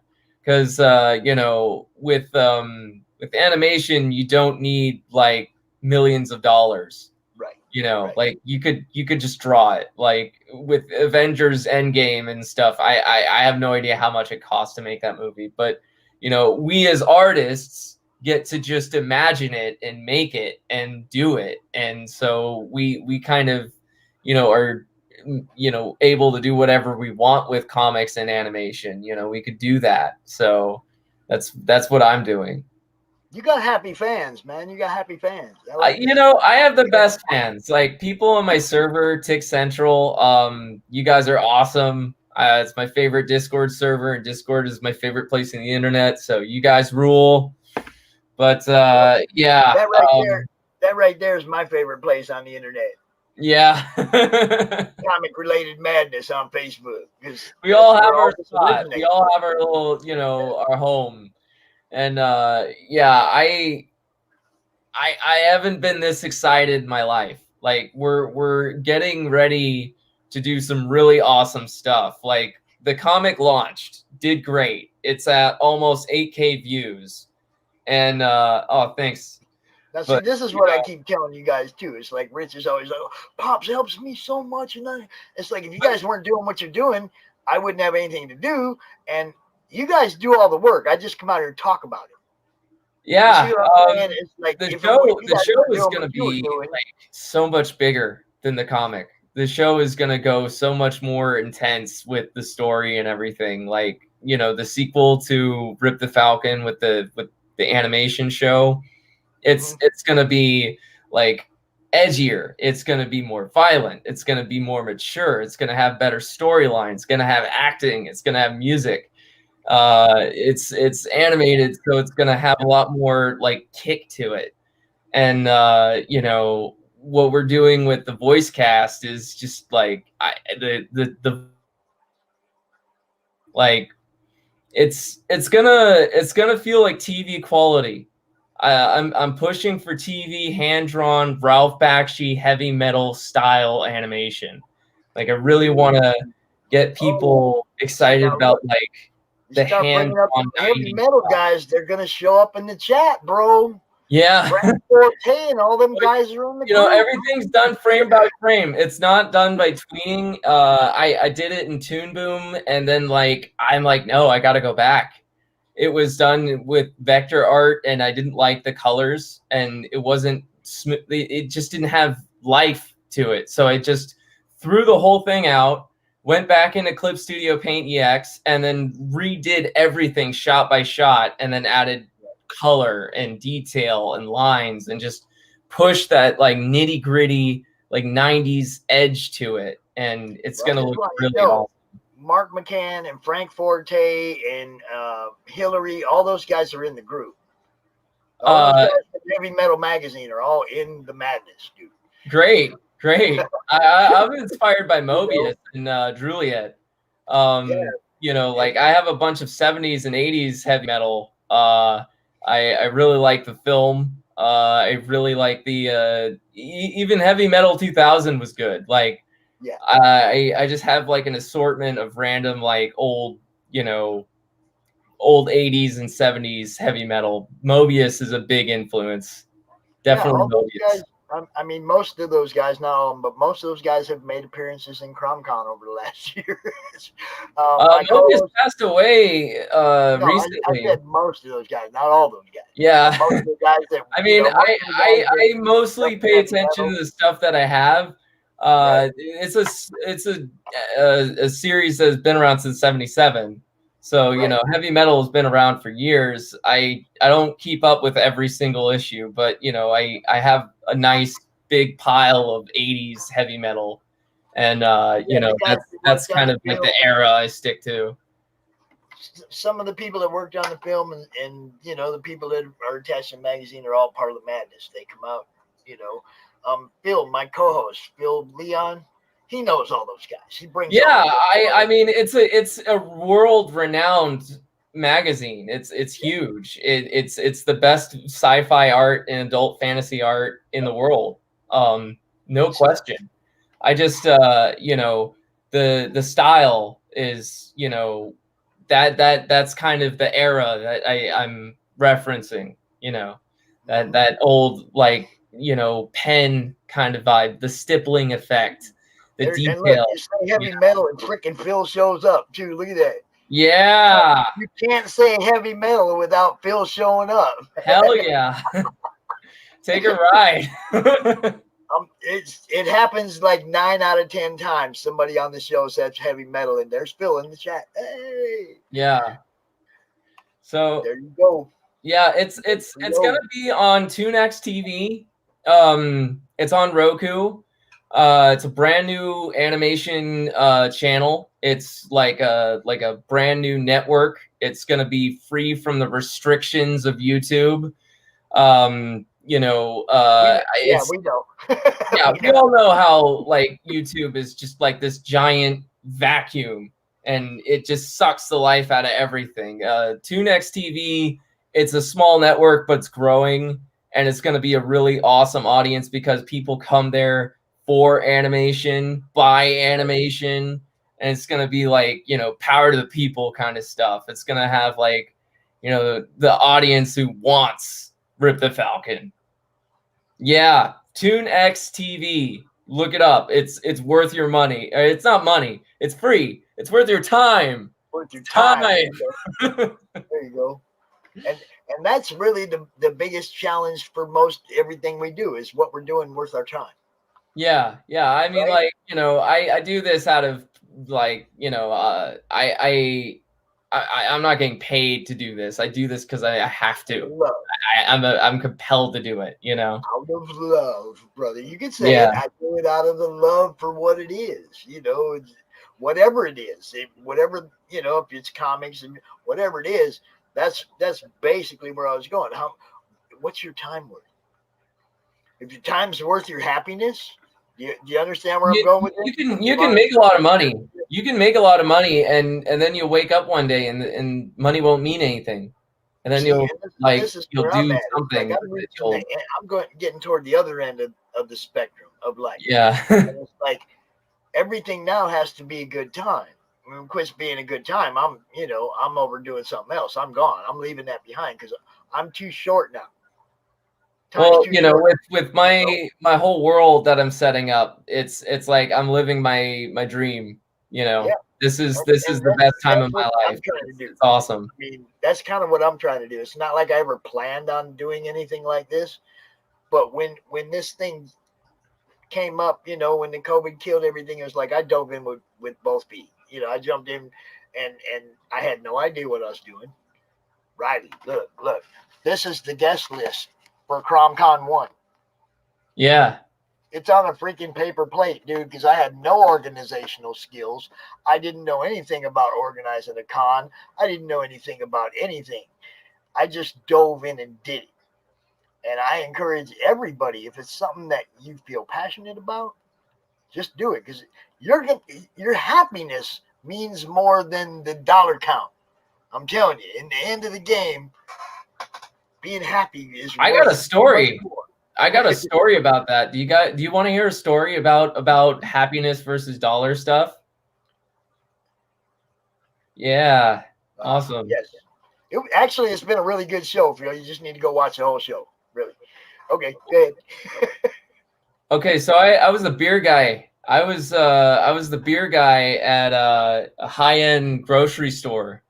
And, you know, it was like the dream job of being any retail ever. I was in charge of the beer aisle, and I was encouraged to drink every beer in the store.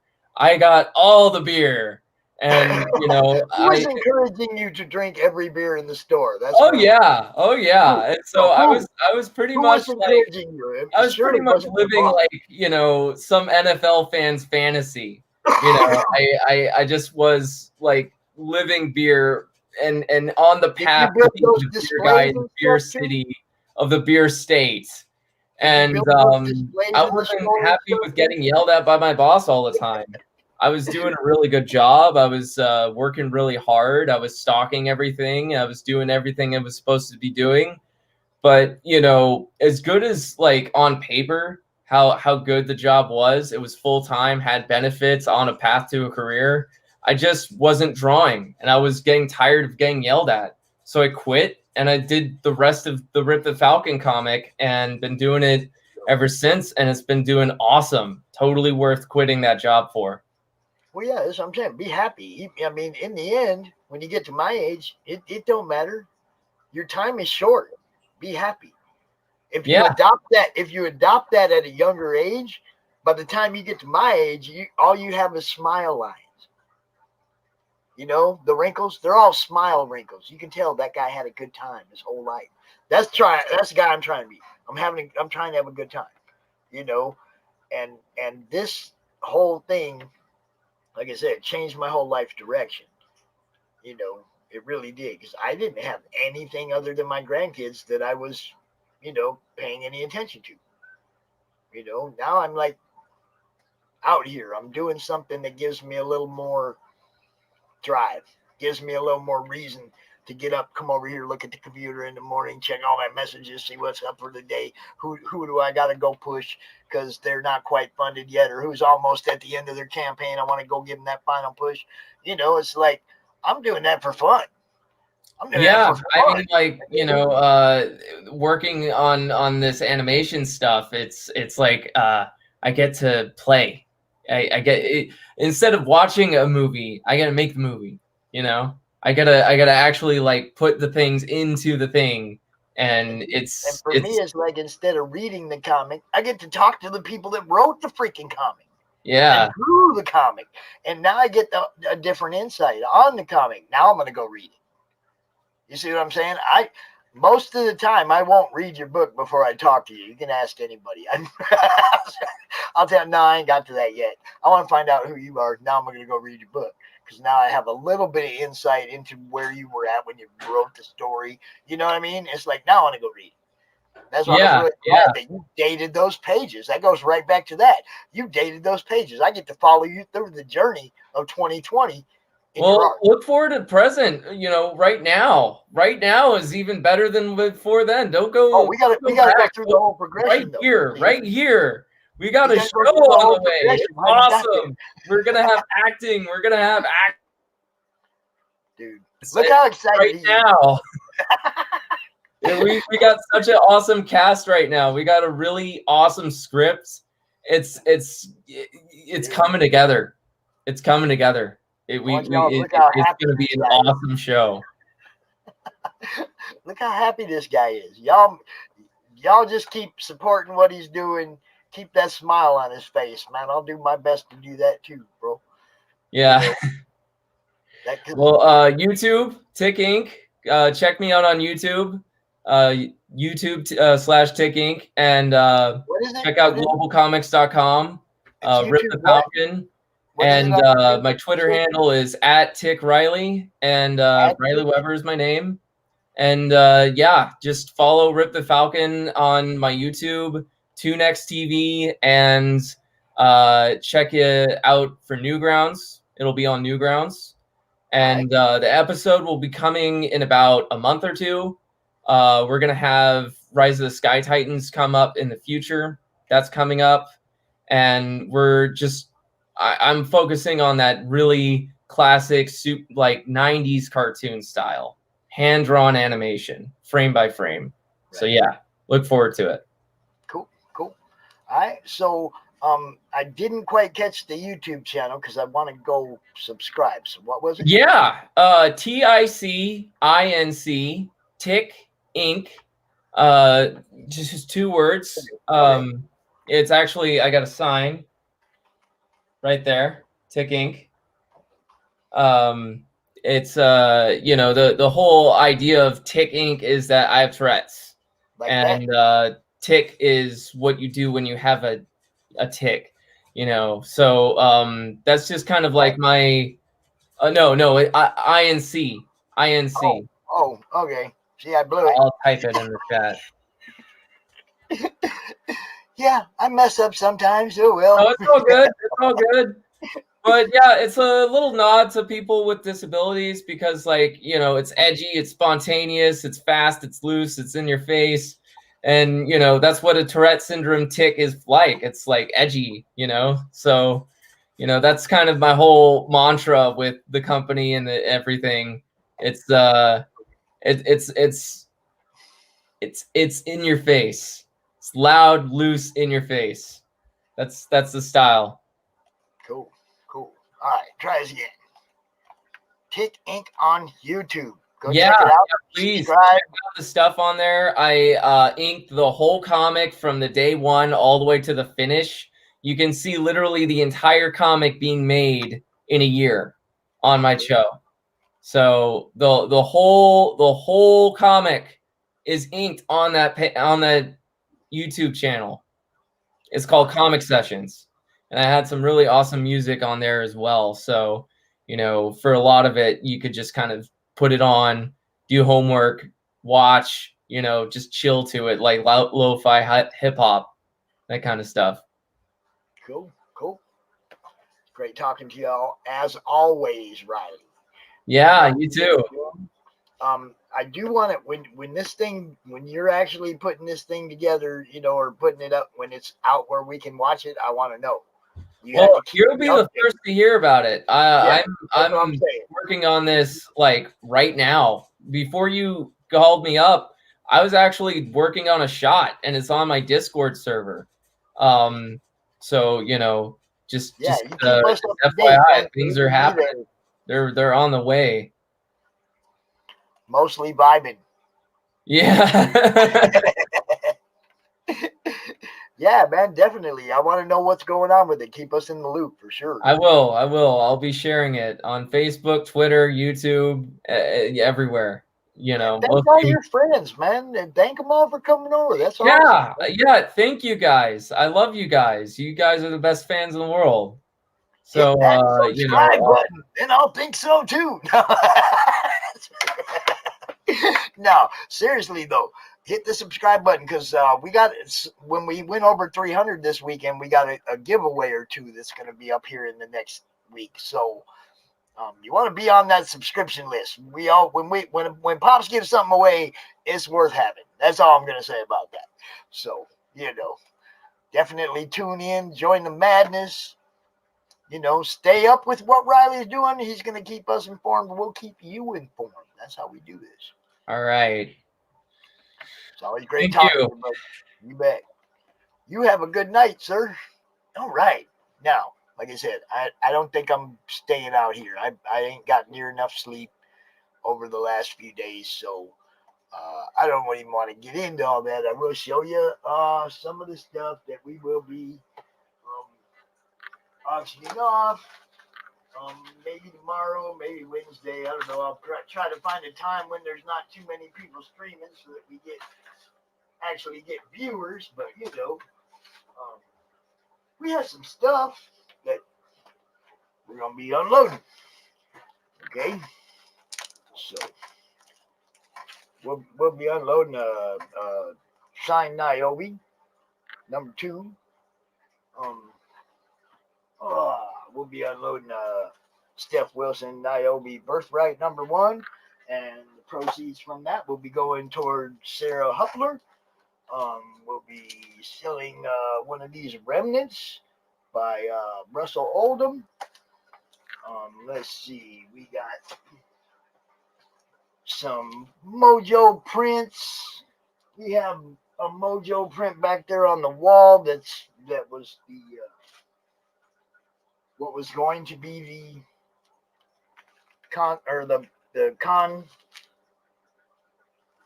banner behind him, but of course there weren't no cons, so that didn't happen.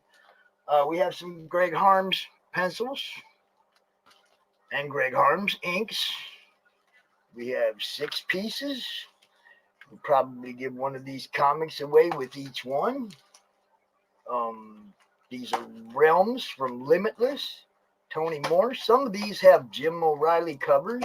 I need to get with Jim and figure out which ones are his, because there's a couple of his I want to keep.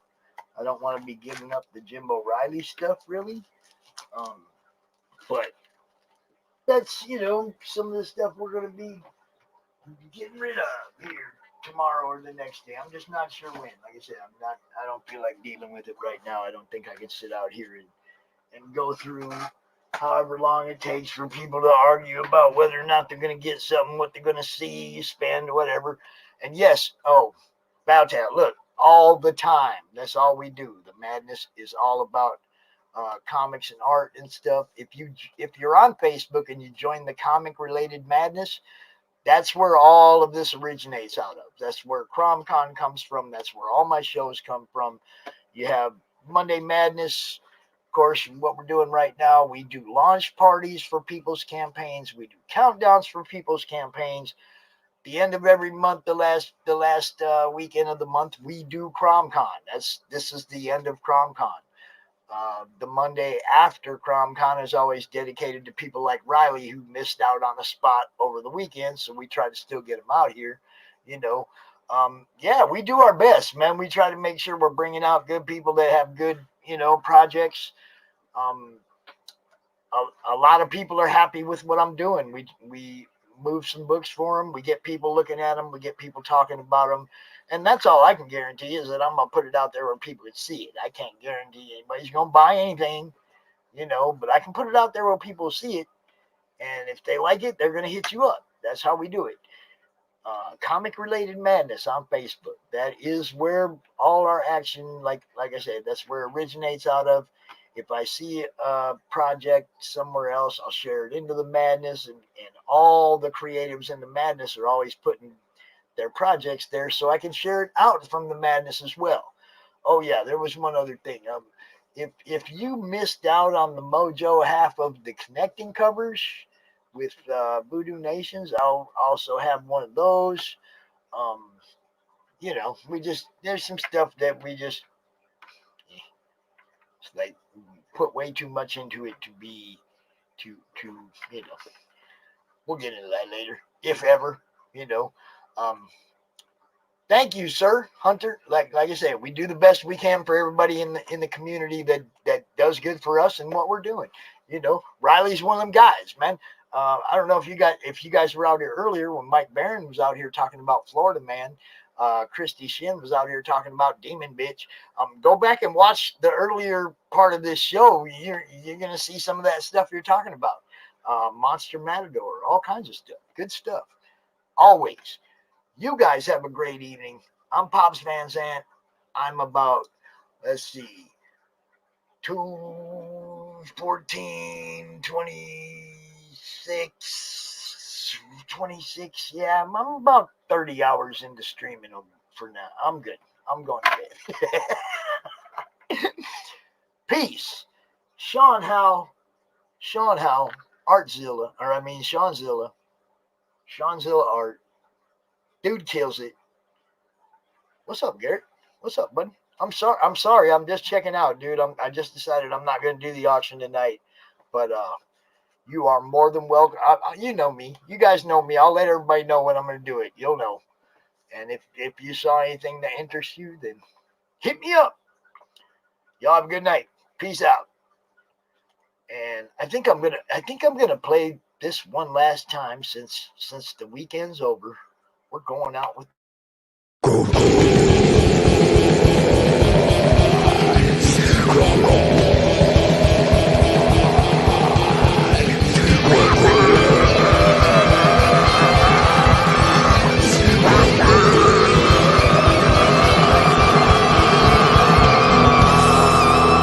Come get some.